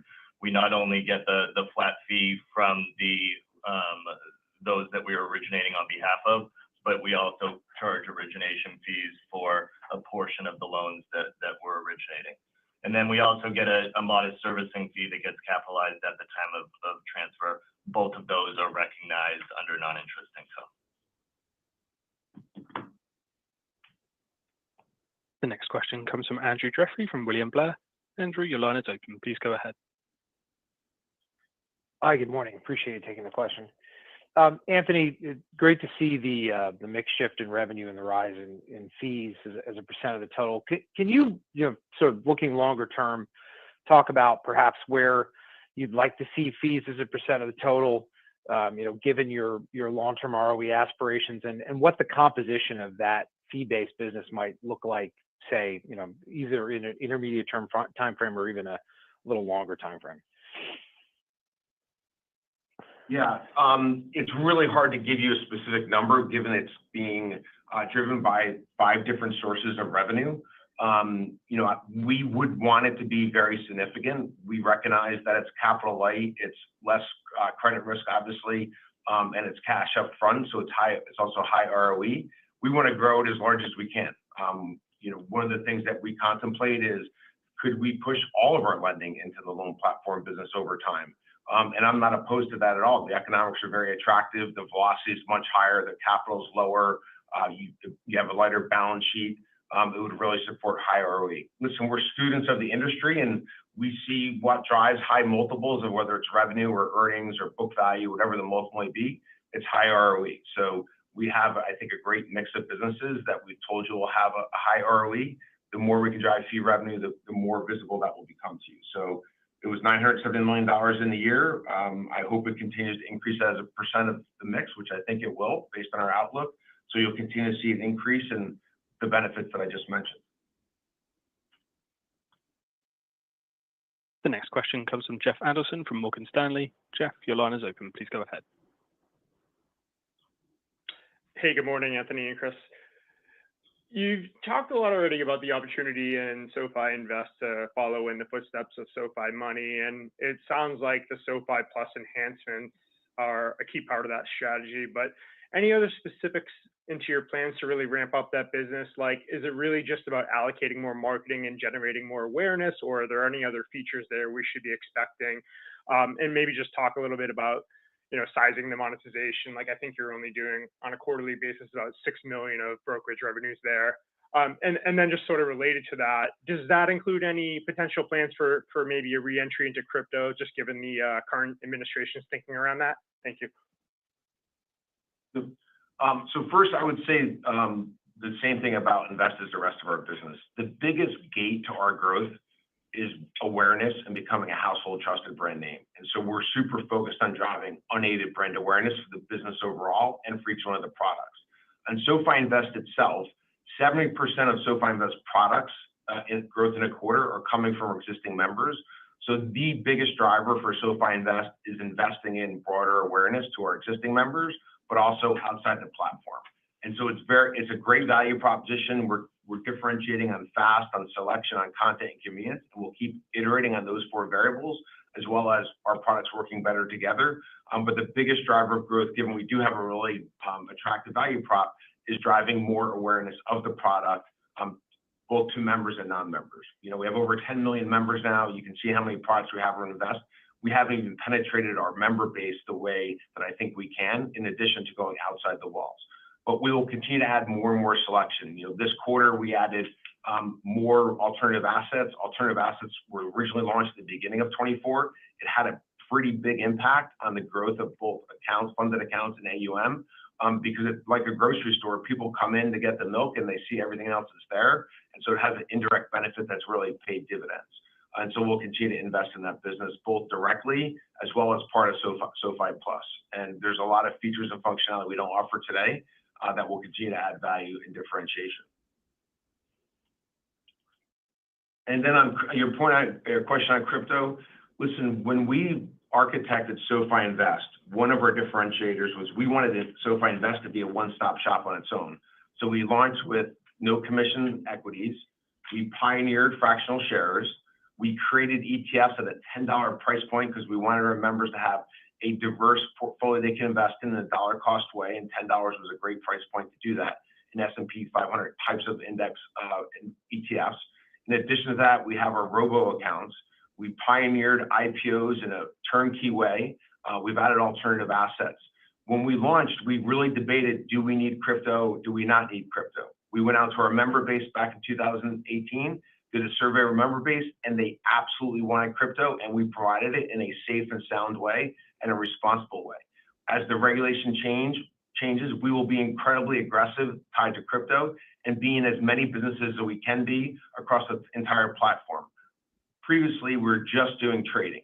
You can see us go well beyond that, depending on the regulation, including custody and clearing, trading platforms, asset-backed lending, and so many other areas. So we hope the administration and the regulators come up with clarity on what the outlook will be, but we will move as aggressively as anyone else once that is determined.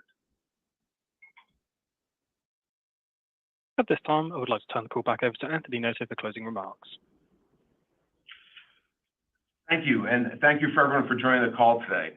Over the past 7 years, we faced challenge after challenge in external environment impacting our business, our members, and our team. And each time, through our innovation and tenacity, we were able to run to daily and come out even stronger than before.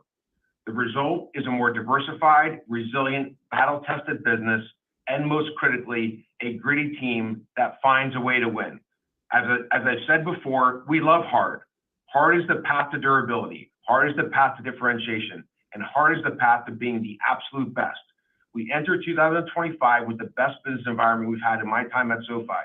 But regardless of that outlook, rest assured, we are battle ready. And while I'm confident our best days are yet to come, you should rest assured we will work harder and smarter than ever before to be the best in everything we do and to continue to build the SoFi way. Thank you for your interest and support in our great company. Goodbye. This concludes today's conference call. You may now disconnect. All right. Initial thoughts? I think the call was great. Honestly, hit all the major points that I really wanted to see. And I think the stock reflected that as well. Analysts, I missed one question. The first question I thought was just kind of meh, but analysts were on the ball. Like they asked really good questions. We got really good answers. That's always the most important part of the call anyway for me. But yeah, a good call, definitely. Addressed a lot of the things, reiterated the 2026 guidance, which was, was lacking in the press release, and I think had people jumpy, myself included, right? I mean, I assumed that they'd be there, but then they also reiterated that the revenue guidance is actually higher than what they'd assumed in that 2026 guidance overall. Mixed bag again with the tech platform. So the tech platform is the disappointment for sure. But everything else looks awesome. Like all the sales that they did this quarter. So basically a full, like 1 billion in personal loan whole loans or in personal whole loans, along with the 1.1 billion in loan platform business. And then the $5 billion forward over the next 2 years for the LPB, right? Like there was actually quite a bit of things in that call that weren't in the press release that were pretty darn bullish. And then, anyway, sorry, go ahead, Tanner. You can talk. No, there was whenever Chris Lapointe was talking, I missed a couple of the things that he was talking about in terms of the rates at which they sold the loans. I thought I heard something along the lines of they sold their home loans at 107%. That doesn't even seem possible. I thought he said 100.7. That makes a lot more sense. Yeah. That would make a lot more sense. I was like, what the heck? That's like better than personal loan rates. I was like blown away. Where do we Blue want Owl Capital? Some people didn't recognize that name. They are a massive alternative investments name. Actually, a publicly traded company as well, so you can track their performance. They might bring up SoFi in their name as well. I think they do stuff with Upstart as well. So, yeah, that's very interesting. $5 billion loan platform business contract over 2 years. Yeah, so can we just do some super quick math on that? Because I was trying to figure this out. I'm not going to believe your math, but yeah. Well, so I was trying to figure this out while we were on the call. 5 billion, 2.5 billion per year for the next 2 years, let's say. 143 million in revenue, assuming the same take rate, right? It won't be. It'll be a lower take rate. I assume so with a $5 billion deal. All right. So what do you think the take rate is going to be? Like, let's just say 4.5? No, I think it's, it depends on whether you're talking about the overall, including like the servicing strip, or if you're just talking about the fees that they get up front. Overall. So the fees they get up front was like 4.2% in Q3. I haven't calculated it this quarter yet. I would assume it's kind of similar. I mean, maybe the take rate's slightly lower, but we'll see. All right. So even 4.2% brings you to 100 million in revenue. And then, like, what do you want to do that in EPS? 30% margin? Like, what falls to the bottom line? Well, they said 20%. 20%? So that's a couple of cents of EPS right there, just on that one deal alone for 2025, right? Yeah.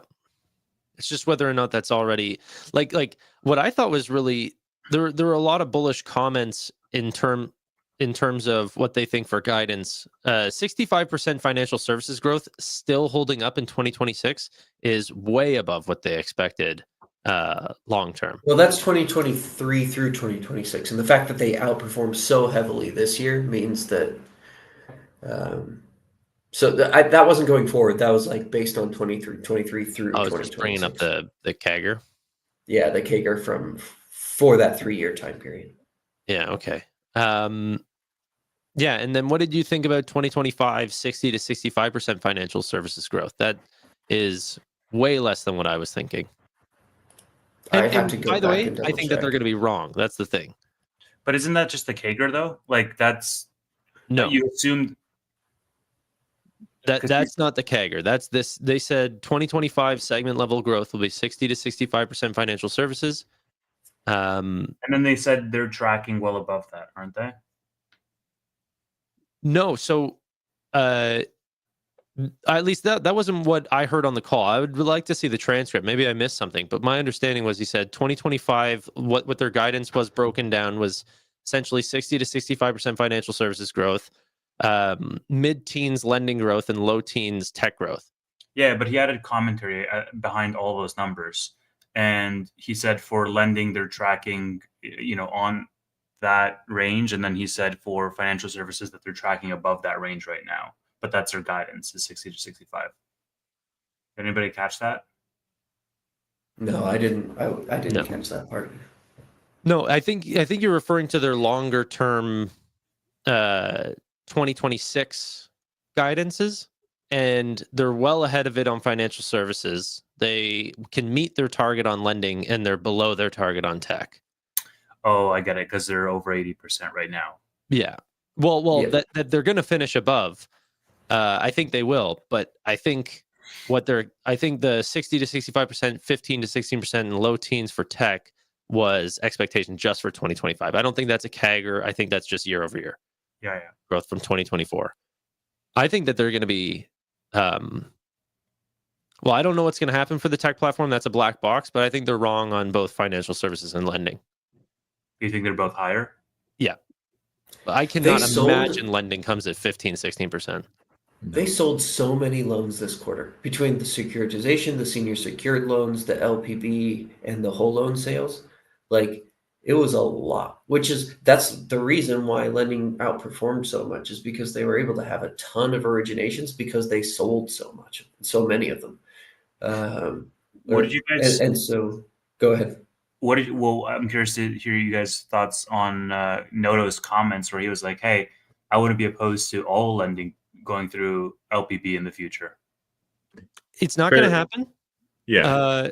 But I think that is a perfect. I'm surprised the stock didn't bump on that. I thought that was a perfect like Alex Karp like hey, if we needed to, like we have the tools available to do what we need to get the results that we need. And so I thought that was a great comment. The stock didn't even move on it. I thought that was huge. I thought it was fun.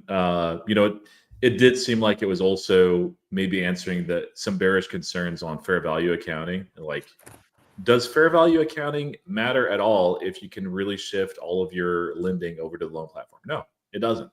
So they're not going to do that, though. You're absolutely right. But I loved the comment. I thought that was one of the highlights of this earnings call.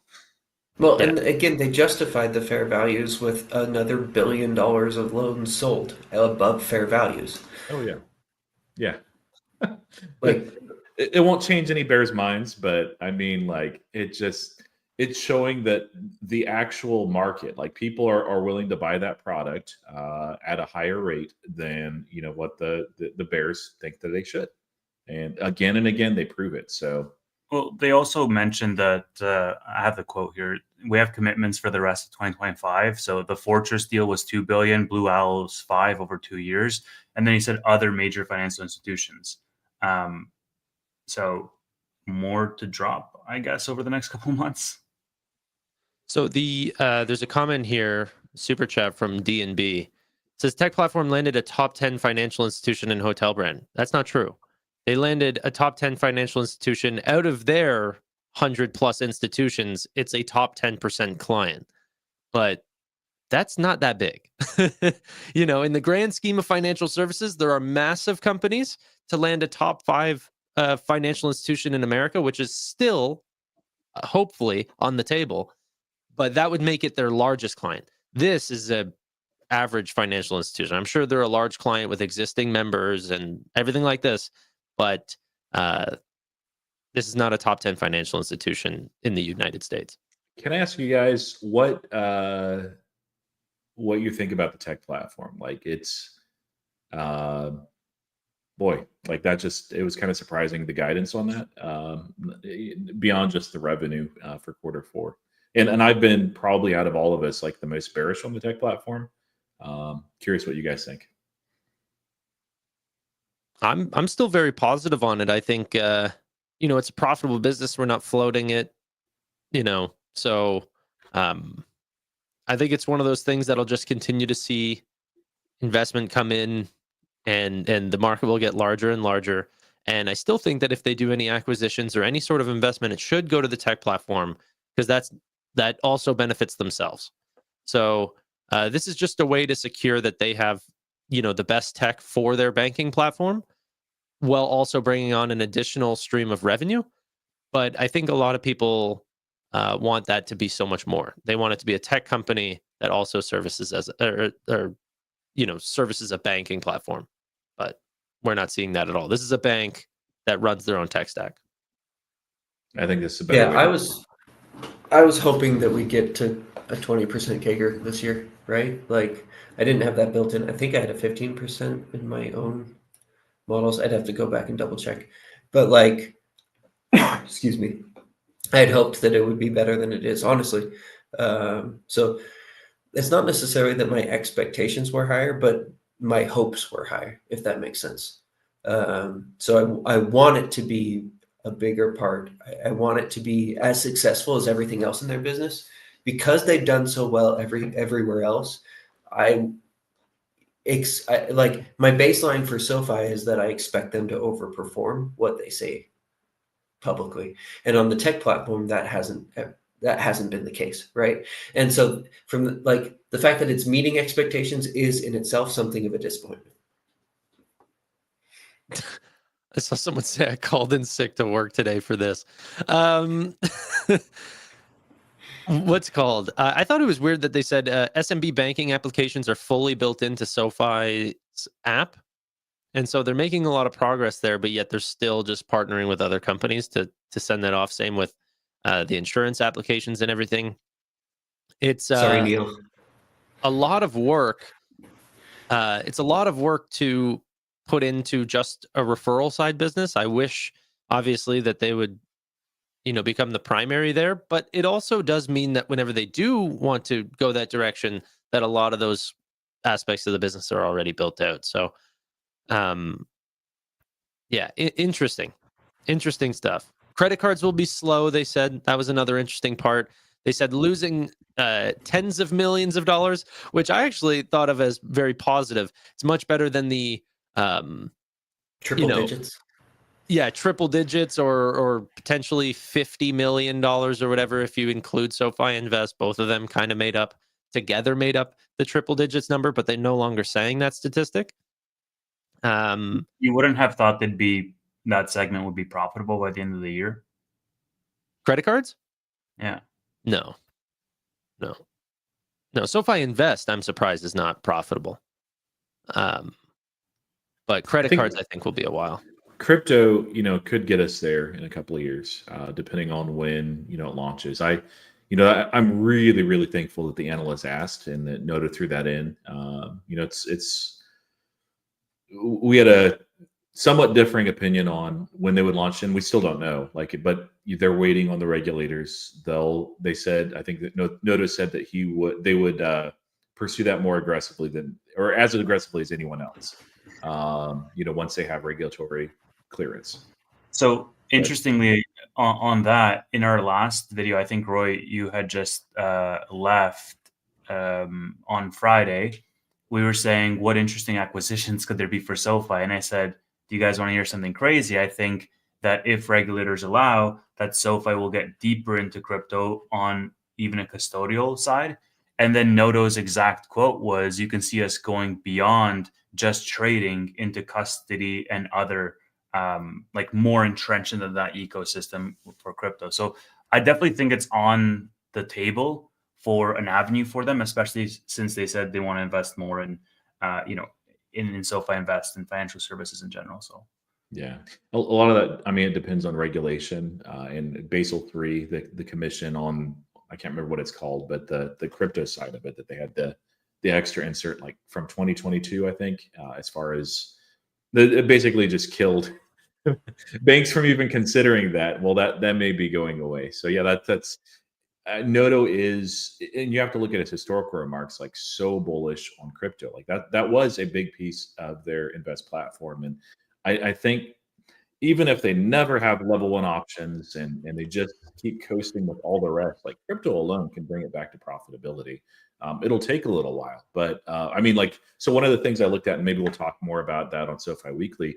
Schwab had a similar question as well in their earnings, and uh, they're not nearly as crypto savvy and tech savvy as Noto's team, but yeah, their comments there were just like, okay, yeah, they have a ton of interest, a ton of people that are very interested in holding something like that on their platform, and I think they had like a 400% bump or something in people like visiting the crypto landing page and everything, what they're looking to do, but it all just comes down to regulators. And yes, SoFi will move quicker than Schwab. Yeah, yeah. No, it's very exciting, crypto lending and everything. I'm very excited. I think that we should stay live at least till earnings, or at least till the market opens. Just next Because earning. Let's do it. till I next will earnings. have to. So I have to grab my kids and take them to school right at market open. Okay. So I'll probably leave in about 5 to 10 minutes. Real quick, I do want to address. There was a question, and this is something that I kind of was listening for on the call, because the discrepancy between the revenue guide and the EPS guide. I think so that there's two things. Number one was the taxes. So 26% tax rate is higher than I had built in. I had like 15%, just because I didn't assume they'd take that entire tax benefit this quarter, because they still had, call it $200 million in tax benefits. More than that, it was like 270 million. And so that tax benefit I assumed would extend into 2025. So that's a portion of it. The other portion is that I've assumed that they would continue to have 40% plus incremental EBITDA margins, because they've been doing that for about the past 2 years. And on the call, they were explicit a couple of times saying, we're going to start reinvesting in the business more than we have in the past couple of years, and that those incremental margins are going to come down to 30% in this year. And so those two things combined, I have to go back and redo my numbers based on those two things, those two assumptions that I'd have to change. That probably accounts for some of that difference between what I had thought would happen and what their guidance was. We'll have to look and see. It would be like, honestly, the interesting thing about the EPS is they get that big tax release, which helps them on their capital ratios now, and then they can move it forward. In some ways, it would have been better because that comes in the unadjusted numbers, right? And once they adjust it down, then you don't get credit for that EPS. Whereas if you're not paying taxes for all of 2025, then the guidance would have been probably around low to mid 30s, which is what I expected. In terms of EPS. Why do you think they took it all now, Chris? Is it just that they want to reinvest back into the business as soon as possible? Or like, what could the reason be that they would take the entire tax benefit this quarter? I don't know. Like, I don't know enough about the accounting and everything to know why they would have done it now, or if it's even their choice, right? Like, or if it's something that is just, that's the way the accounting worked out this quarter. So I'm not qualified to speak on that, honestly.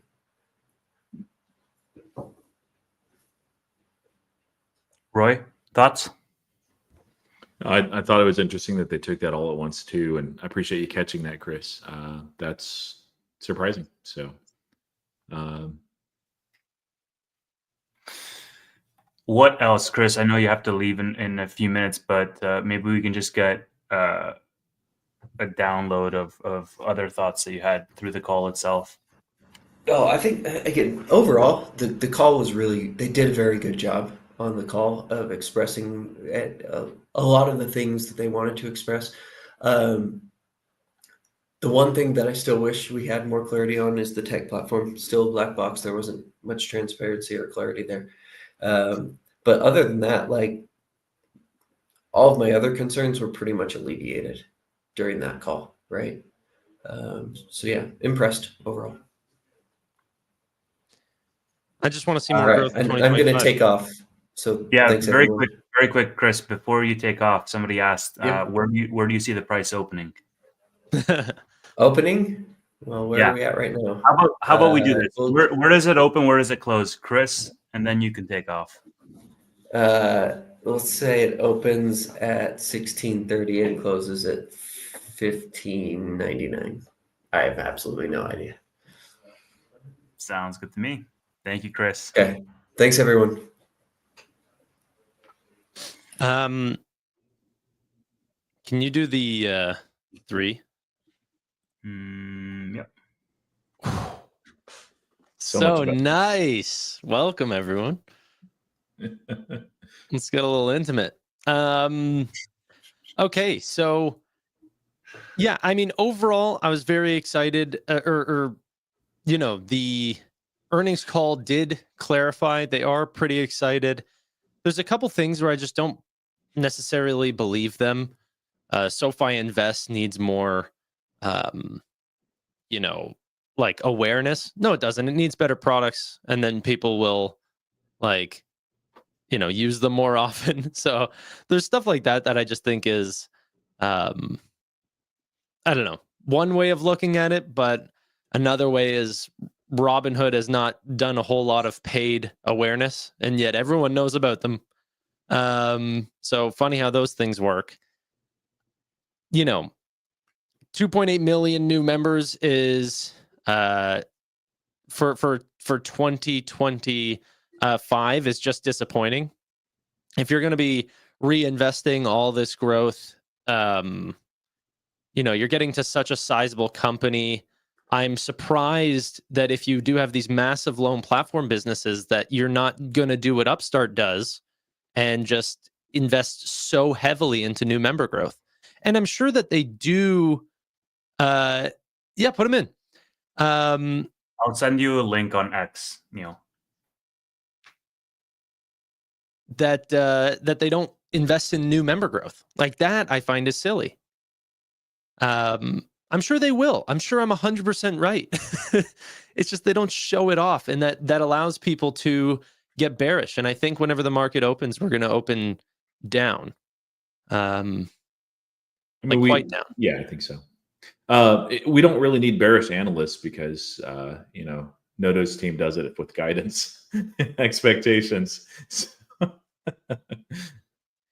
Yeah, I don't know if you guys know Couch Investor. We're not just putting in random users in the chat that are wanting to come in. He's a much larger YouTuber than any of us. I think all of us put together. He's pretty well read on SoFi. But yeah, and actually no, that's for another day. I was gonna talk some more just broad market stuff, but any other stuff that you guys wanted to cover? I didn't know what I missed while I was gone, but so somebody said level 1 options coming soon, and I think he said as a joke, but I honestly think that with what management said on the call that they're reinvesting in SoFi Invest, and they want to actually double down on that segment of the business because they're seeing a lot of green shoots. I do think that it's more likely to come sooner rather than later. But I don't know. I'm like the boy who cried wolf for like 3 years in a row now. I'm just saying they flat out said they want to invest in SoFi Invest. Yeah, they've said that for a couple of quarters though. Tanner, can you please? All right, Maybe I'm being too. Let me get the people hyped up for a second that level 1 options comes. This is the Zelle of our day, okay? I know they mentioned Zelle again on the earnings call, but this is the new Zelle. So when they do launch level 1 options, like it's going to be funny because people that's been like the number one like drumbeat that people are like, man, look how they're lagging and this, and it wouldn't shock me if we see like a 5, 7, 8% bump, even though like what they'll actually generate from that doesn't warrant it, but it's sentiment. That's just kind of the way it works. So in 2029, when they launch it, like it'll be a nice little bump. Yeah, it will come. I think it'll come this year. I think it'll come potentially first quarter. No, not first quarter. You in It your could. first quarter, you're like, man, they're going to launch a crypto platform. They're going to get level 1 options. Like, no. It could. Why not? What do you know about a level 1 options state that they are in that I don't? I know their past history. Yeah, I mean, okay, It's that's not. They're not changing what they're saying, and they could, have been working on it. It's not a priority. Like, that's the reality. The priority, and you can tell from this earnings call, is the loan platform, and that is a significant part of the bull case, and it's warranted. I mean, just the way that's ramping, the deals that they're brokering, the take rate that they have from that, the interest that they have on that, that it answers some of the bearish concerns on fair value accounting. It's significant, and so I'm glad that that's where their focus is. They can't do everything at once. I wouldn't think level 1 options would be too hard, but and they've been so- working on it for like 18 months. It's not like I'm saying, oh, it's going to take 2 months for them to make it. I'm saying, like, it's going to take them 20 months to make it. We're already 18 months in. well, I mean, like, you have to actually be working on it, though. It's like me saying, oh yeah, I'm going to build a garage, or not a garage, a shed out back. But I have, like, okay, I got to finish my dissertation and this and that, and other housing repairs. It's like, 12th down the list. So it's like, well, I'm kind of working on it. Like, I thought about it a little bit, but it's not top of mind. It's not the priority. And honestly, like, as much flack as I do give them, like, it's not it's important, but it's not like the most important thing for SoFi. It's not even the most important thing for the Invest platform. They need to make sure that they are ready to relaunch their platform and think about their strategy, as far as, like, what Tevis had mentioned with that crypto platform, what it looks like, that they can make it a lot more significant than it was previously. And it was already a significant piece. So that should absolutely be the priority on the Invest side. And so I'm fine with it. What's up, Neil? But I will still tease them. I will absolutely still tease them every chance I get, because it's silly. Hello, everyone. How you doing? Why so serious? Are we losing money today? Well, what's going on here? Oh, a little bit of that. Even past SoFi, I mean, Nvidia is my largest holding, so that's got to tell you some things about how I'm feeling right now. But You don't lose money until you sell, Tanner. Yeah, unless it's options, and then you're screwed. So what do you think, Neil? What do you think of the earnings? I mean, until the earnings call, I was like, that EPS guidance, I don't know why I'm lagging, but there's something strange. But that EPS guidance was like, I hope they mentioned something about that 2026 guidance. And well, they did. So I was like, okay, that's a relief. And I think the stock went from -15 to -8 or 9 or something like that. So that was fine. Tech platform, as usual, is disappointing. Thank you. Do I get a percentage of the 30 cents? The tech platform, yes, this, I listened to you guys before. It's still like a black box, and we don't really get that much information on that. So there is that. EPS guidance, okay. Tax rate higher and all of that affects it. They want to invest more. Fine, I get that as well. Also, there was that thing, right? They want to invest more, but then the members are only growing 2.8 million at least. So same as 2024, yet you are going to invest more. Why aren't you anticipating maybe more members? I don't know. Remains to be seen. But all in all, I think if the market was not down 2-3% today, I don't think we would have been down that much. Yeah. Do you think that they highlighted the tax rate situation so much because they said it like 3 or 4 times in the earnings call? Are they saying this because like Trump is lowering or potentially lowering corporate federal tax rates? So they're sort of highlighting like, hey, we're holding this at 26%, but this could actually come down a few points if on the federal side we come down. Like that they're almost letting themselves, they're sandbagging on purpose, or it's kind of hard. You don't want to guide for something that isn't actually the case yet, right? Exactly. We know it's the start of the year. And look, we know that SoFi usually guides quite conservatively. I mean, their assumptions are quite bearish, actually. But still, I mean, how you could guide conservatively, but still put up some solid numbers, I would say, especially at this point. So we'll see. We'll see. I mean, I would like to think that it's only up from here, but there are some things that they do not control. Have a share my screen. Yep. Opening bell.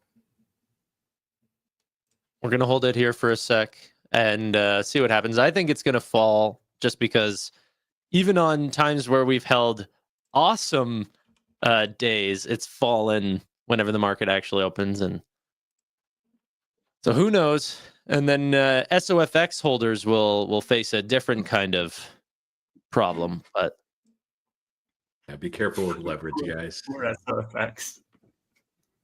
And they just started buying into this thing last week. Oh, it's gonna suck. It's down like 20%. Man, Nvidia's down 12% today. that's what I'm telling you, Tevis. Well, it's, You're like, it's oh, are you because going to hold it long term or? Nvidia posted bad guidance today, so no, not really. No, I mean that's for another story. We should do a sort of like a stream on that though, because I've got a lot of thoughts. But yeah, I'm actually surprised how much the pre-market sort of told us about where this was going to hold up. I thought we were going to see much crazier candles. Once the market actually opened. The fact that I'm even seeing a green candle right now is kind of crazy. Yeah, the SPY is inflecting up too, so that's part of it. Just it depended on what direction the macro is going. Yeah, at least my Alibaba stock is up today. Wonderful. Oh, sorry, that's TSX. My bad. There.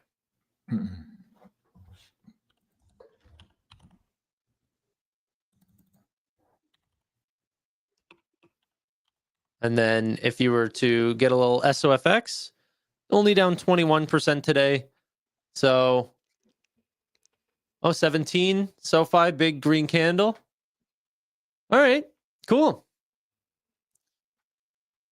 Very cool. I have a question. Yeah.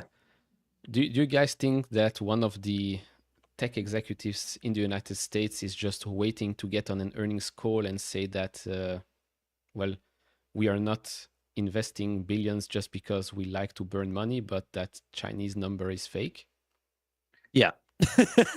they may not say fake, but misrepresented or something, and it sure is. Like people are taking that 6 million as like the all-inclusive number, and it's actually under 6 million of like everything that they paid for that, and that's just even if the trading cost is accurate, and I have reasons to doubt that.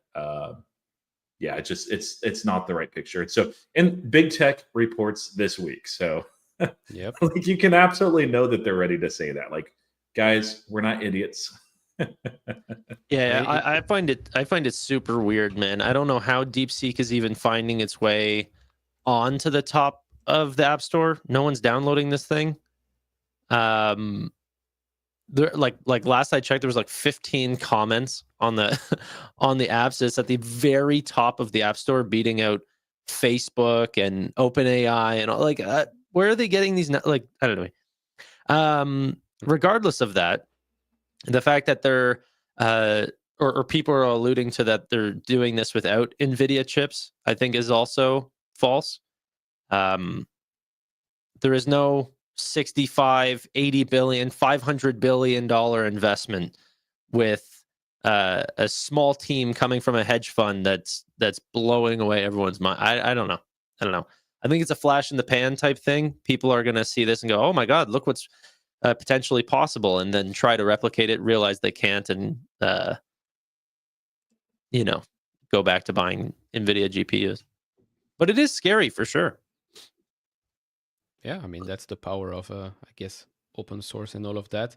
It would take just one Jensen 1 to come out. It's a double-edged sword, because if he comes out and he says, yeah, we actually know that China has H100s, even though they are not allowed to, he's like, I mean, he can come out and say that because we know they have it. You can find it. I mean, you can find SMCI servers with NVIDIA chips that they are not allowed to have on Chinese websites. I have some screenshots on X from a couple of weeks ago. So they exist. You can buy them if you want. Well, Musk will probably be the guy that says it. I mean, he said as much on Twitter today. Yeah, he said it this morning already. He's And they calling report BS. Wednesday, is that right? Wednesday after hours, Thursday? Wednesday, yeah, with Meta and all of the other guys. First time they all report on the same day, which is quite Yeah. annoying. Yeah. Now, here's the thing: is that if it is true, if the training costs are going 1/20th the cost, which across the board, even for the large tech companies, is true, it's just they don't want to grow at the same pace that they've been growing at, so they want to not only have lowering training costs, but also multiply the speed at which they're doing it. So, still more spend on equipment. But that being said, it is, if this is true, really good for markets. It's just not good for the semiconductor manufacturers. So the problem is just the concentration in the market, which is making everything seem so red. But the really red companies should be Broadcom and Nvidia, especially. Those are the names that should be hit. But even the big tech companies, okay, your expectations is to spend that much, but you don't have to. So if they come out and say, "Oh, you know what? Actually, we took a little hit on canceling those contracts, but we're canceling those contracts and we're not going to be spending nearly as much." That's a good sign. That's not a bad sign. So, but I actually don't think that that'll happen. I think the 500 billion sort of investment is still going to end up happening, and this is still going to be a massive, massive spend on chips, on energy, on all the expenses that come with that. But that's a little off from our SoFi talk. But I think that it's also very important. It actually makes up for a much broader loss in my portfolio than what SoFi is doing today. Yeah, and the reason why it's... compounds. Go ahead. No, I'm done. Oh, the reason why it's worth bringing up is when you report, like you need to understand like the price movement for SoFi. You have to take that relative to where the macro is. If SoFi didn't report at all today, it'd still be down like 5-6%. So conversely, like if this had been a fantastic macro day and SoFi finished flat, like that'd be disappointing. It's relative to where the macro is and what the market is doing. So take that into consideration. Yeah, if we finished flat today, that would have been amazing. and that wasn't amazing whenever talking about this on Thursday, but seeing how the markets opened, we knew that the 20s were off the table. I mean, PayPal is holding up quite nicely. For once, PayPal doesn't report when the market is down 3%. That's great for once. Yeah. They finally changed their date away from SoFi's. I think there's a reason why no one reports on a Monday. You're getting all the traffic from the weekend. Yeah. Like, yeah. Unless you're Monday.com, then you have to. Yeah. It should be law. Yeah, that should have been one of Trump's executive orders is, Monday.com always reports on Mondays. But yeah, I think that is partially the reason why every company reports on Tuesday, Wednesday, and Thursday and not Monday or Friday. It's, people are wrapping up their days, and also you're not seeing any of the traffic from the weekend. Like it's a good thing to do if you really want to stand out from the pack. And this is a very crowded, the next 2 weeks for earnings, very, very crowded. So if you wanted to report around this time period, especially before some of your peers like Lending Club goes tomorrow or tonight, it's not a bad way to do that. But if you're going to do that, make sure you have good earnings. So Lending Club is actually, tomorrow. I think SoFi got an out. They got way more press coverage because they're reporting when no other major companies are reporting. Whereas last quarter we reported on Tuesday, along with PayPal and a whole bunch of other bigger names. And so the response was much more muted. Whereas this time around, the actual number of articles that were published around SoFi and the expectation for earnings was much more because they're like the number one earnings today, essentially. Yeah. Oh, yeah, for sure.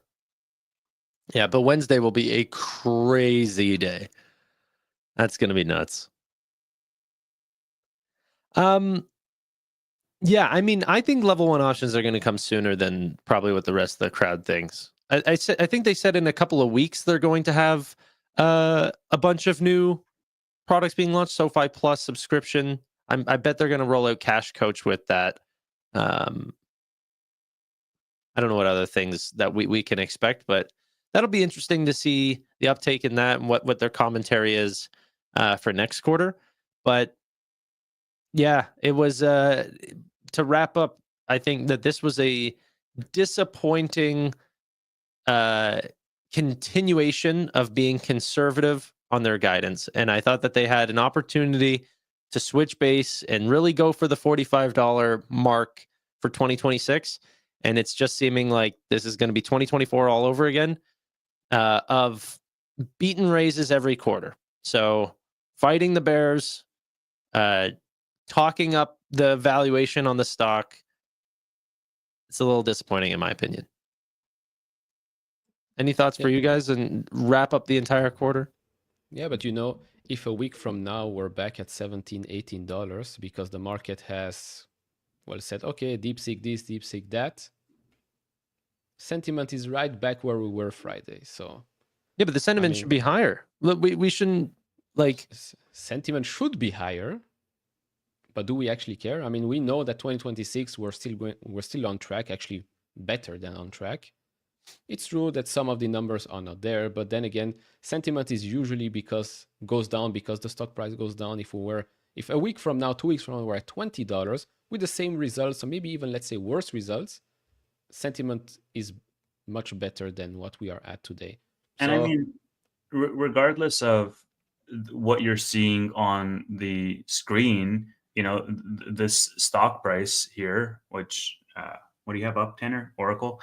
Yeah. So regardless, I didn't even know I was sharing my screen. Regardless of what SoFi is trading at right now, down 11%. Like we were down 10, 11% in last quarter, where we reported blowout numbers, amazing guidance, terrific commentary on the call from Anthony Noto. He said he's super excited for 2025. And the response was exactly the same. And yet today, we have the exact same response as that quarter when we issued crappy guidance for Q1 2025. And on top of that, it's a day when the entire index is down like 2%. So that to me signals that the sentiment is strong, because when you add up all those factors, the guidance and the market as a whole being super down, like I would imagine us to be down much more, but we're down the same as we were in Q3, and we seem to be even regaining some of those losses. I wouldn't be surprised if we close the day, in the mid 16s, depending on how the macro goes. It seems about right. It's a hard life to be an NVIDIA shareholder. We've had a really hard time, This is it's painful. So painful. No, genuinely though, this is actually crazy to sort your watch list by losses, and NVIDIA, Broadcom, SoFi are this is insane that I never would have thought. This is a $3+ trillion company down 12%. That is insane. Time for my Intel stock to outperform again. I just sold puts on GameStop, so at open.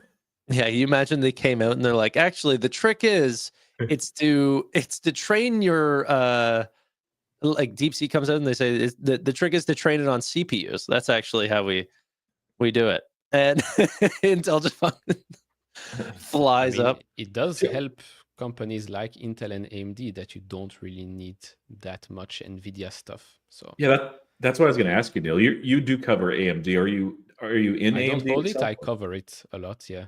But I do own Intel. My bag holds quite a lot of shares. But yeah, it seems to me like the DeepSeek stuff, however, what's actually real and what's not, it seems like it's not a bad thing at all for AMD and Intel. So especially AMD. Am I reading that wrong or? No, it's correct. Especially also since we are, I won't say at the end, but close to the end of the training cycle. You're going now much more into applications, inference, and all of that. And that's where I think especially AMD is focused way more on. But AMD still needs to fix a lot of their software issues. Oh yeah. So we'll see. And then with Intel, we have earnings Thursday after hours. That's going to be interesting. Still no CEO. 2 co-CEOs in my eyes are no CEOs. So we'll see. Can you put up JC's comment, Tevis? This? Yeah. Oh my God. That's very funny. He totally does. It's just the richest person laugh ever. Yeah, Any I'm going to final be doing. thoughts? Sorry? I was going to say, any final thoughts before we start wrapping up? No, let's wrap. Well, I'll just say earnings call, they did a great job. Guidance, I don't know why they do what they do, but they did. Actual numbers, very solid. Loan platform, fantastic. Tech platform, even worse than I expected. So overall, let's give letter grades for earnings call, earnings itself, guidance, all of that. I'm going to give them a B minus, I would say. What grade would you guys give? Is that overall? B minus? Earnings call, guidance, results. I'll give them a B. I'll give them a B. I have to separate it because I think the guidance is a straight fail. All right. They would not be moving to the next year. If it was them, I'd hold them back 1 year. But the earnings actual results, excluding guidance, you guys, honestly, they just killed my vibe with the guidance. If they didn't even guide, I would be so happy. I would be like, this is the most amazing quarter ever. But like, they really did do great. I'd probably give it like an A plus on the actual earnings, but the guidance was terrible. I wouldn't have said anything. I would say the call was an A plus call for me. I think they cleared up so many things: loan platform business, the crypto commentary, the updated 2026 guidance. Like, call was an A plus. The actual results, I'm going to say B plus. And the reason is because tech platforms still, came in somewhat lagging. Some of the numbers, which I mean, we're going to see the actual segment specifics with operating leverage and whatnot. And then, yeah, I'm with Tanner. I'm not quite going to fail them. I would say like a C minus for the actual guidance, because it's like lower than expectations. And it's lower than Wall Street expectations. You're not calling that a fail? That's what I mean. Lower than Wall Street expectations in a year, especially a year that they have to increase the risk on nature of their estimates, and yet they're being super conservative, assuming 5% unemployment. Like, yeah, C minus, probably a fail, honestly. But yeah, dude, he's going on about freaking we love hard. Him and the freaking CEO, all they talk about is how much they love hard, and freaking they show off guidance that they need to hit that's lower than Wall Street. You guys are taking it easy on yourselves. Do 45 and 25. That's hard, Noto. Say that and then achieve that. Sorry, Neil, I cut you off. Did you talk about him, CEO, saying he likes hard? Isn't that why they sell pills? Is that? I mean, that was the joke I was going for. Yeah, the difference with the HIM CEO is HIMS is growing 90% in Q4. That's what they're guiding for, 90% or 91%, something like that. So just saying, you own it, Tanner. I mean, what's a B1? What's a B minus, a C? Like, I mean, I'm European, so we have numbers. Like, is it an 80%? Is it 8 or 10? 90%? C minus is like 55. B minus is like 72. No, D. What are you forgetting that there's a D grade, bro? Yeah, D is under 50. No, it's not. Okay. Under 50 is a fail. Under 50 is a fail. This is an American company. We'll go by American standards. So 90 to 100 is A, 80 to 90 is B, 70 to 80 or to 79 is C, and so forth. Dude, don't listen to this. Is not a Canadian standard. That's just Tevis. Tevis went to his own private school or something where they give you participation medals. I'm not sure what his parents signed him up for, but that is not true. Okay. We have D ranks and fails as well. I'll go then with a B. A B minus and B plus. How big of a difference is that?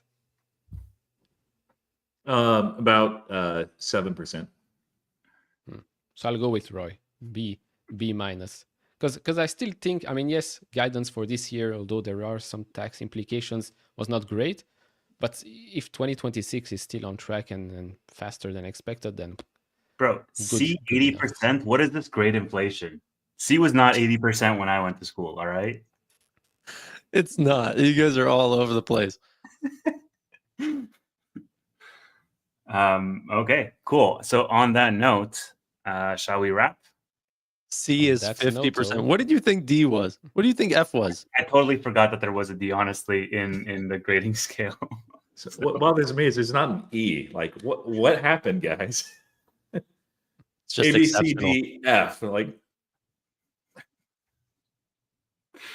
yeah, I asked ChatGPT and ChatGPT said an F is below 60%. So I think that's also crazy because F I remember being like below 50. But you remember C under 50. In my master's program, if you had an 80 below an 85, I think it was a failing grade. If I'm remembering correctly, it was hard mode. It was like Canada, living in Canada. Canada is hard mode. I do agree. Like there are different courses and stuff that you have to pass with above a 50% grade, but I'm pretty sure just like regular, like even outside of schooling, isn't like 50% the passing grade? I don't know, Tanner. You'd know. I mean, 50% is a passing grade in Europe, at least. Yeah, why would I know? And I think in the UK, oh, thank you very much. I think in the UK it's even less. I think if you have like even under 50 and it's a passing grade. I know the whole system there is a bit strange at university. Wait, in the UK, if you have under 50, it's a passing grade? I think if you're still above 45 or that would make a lot of sense, actually. With this is why we're winning. I mean, who's we, Tanner? Because we're not winning. No, we're not. What do you mean? You're soon be part of the United States. Honestly, what's so funny is if it's between Canada and America, I'm like, oh, sadly I'm Canadian. If it's like North America versus the rest of the world, I'm like, we. Ask Deep Sea. Because GPT was like, hey, under 60 is F. DeepSeek is going to be like, under 85 is F. All right, let's wrap this crap up because I want to look at the rest of the market. I don't think you want to. Thank you, everybody, for being here. We will see you soon. Thank you, Neil, for being here. And like and subscribe and do all the things. And goodbye. And it's not as bad as it looks. It's going to recover. You're fine. Calm down. Touch grass. Life is on easy mode. See y'all. Bye.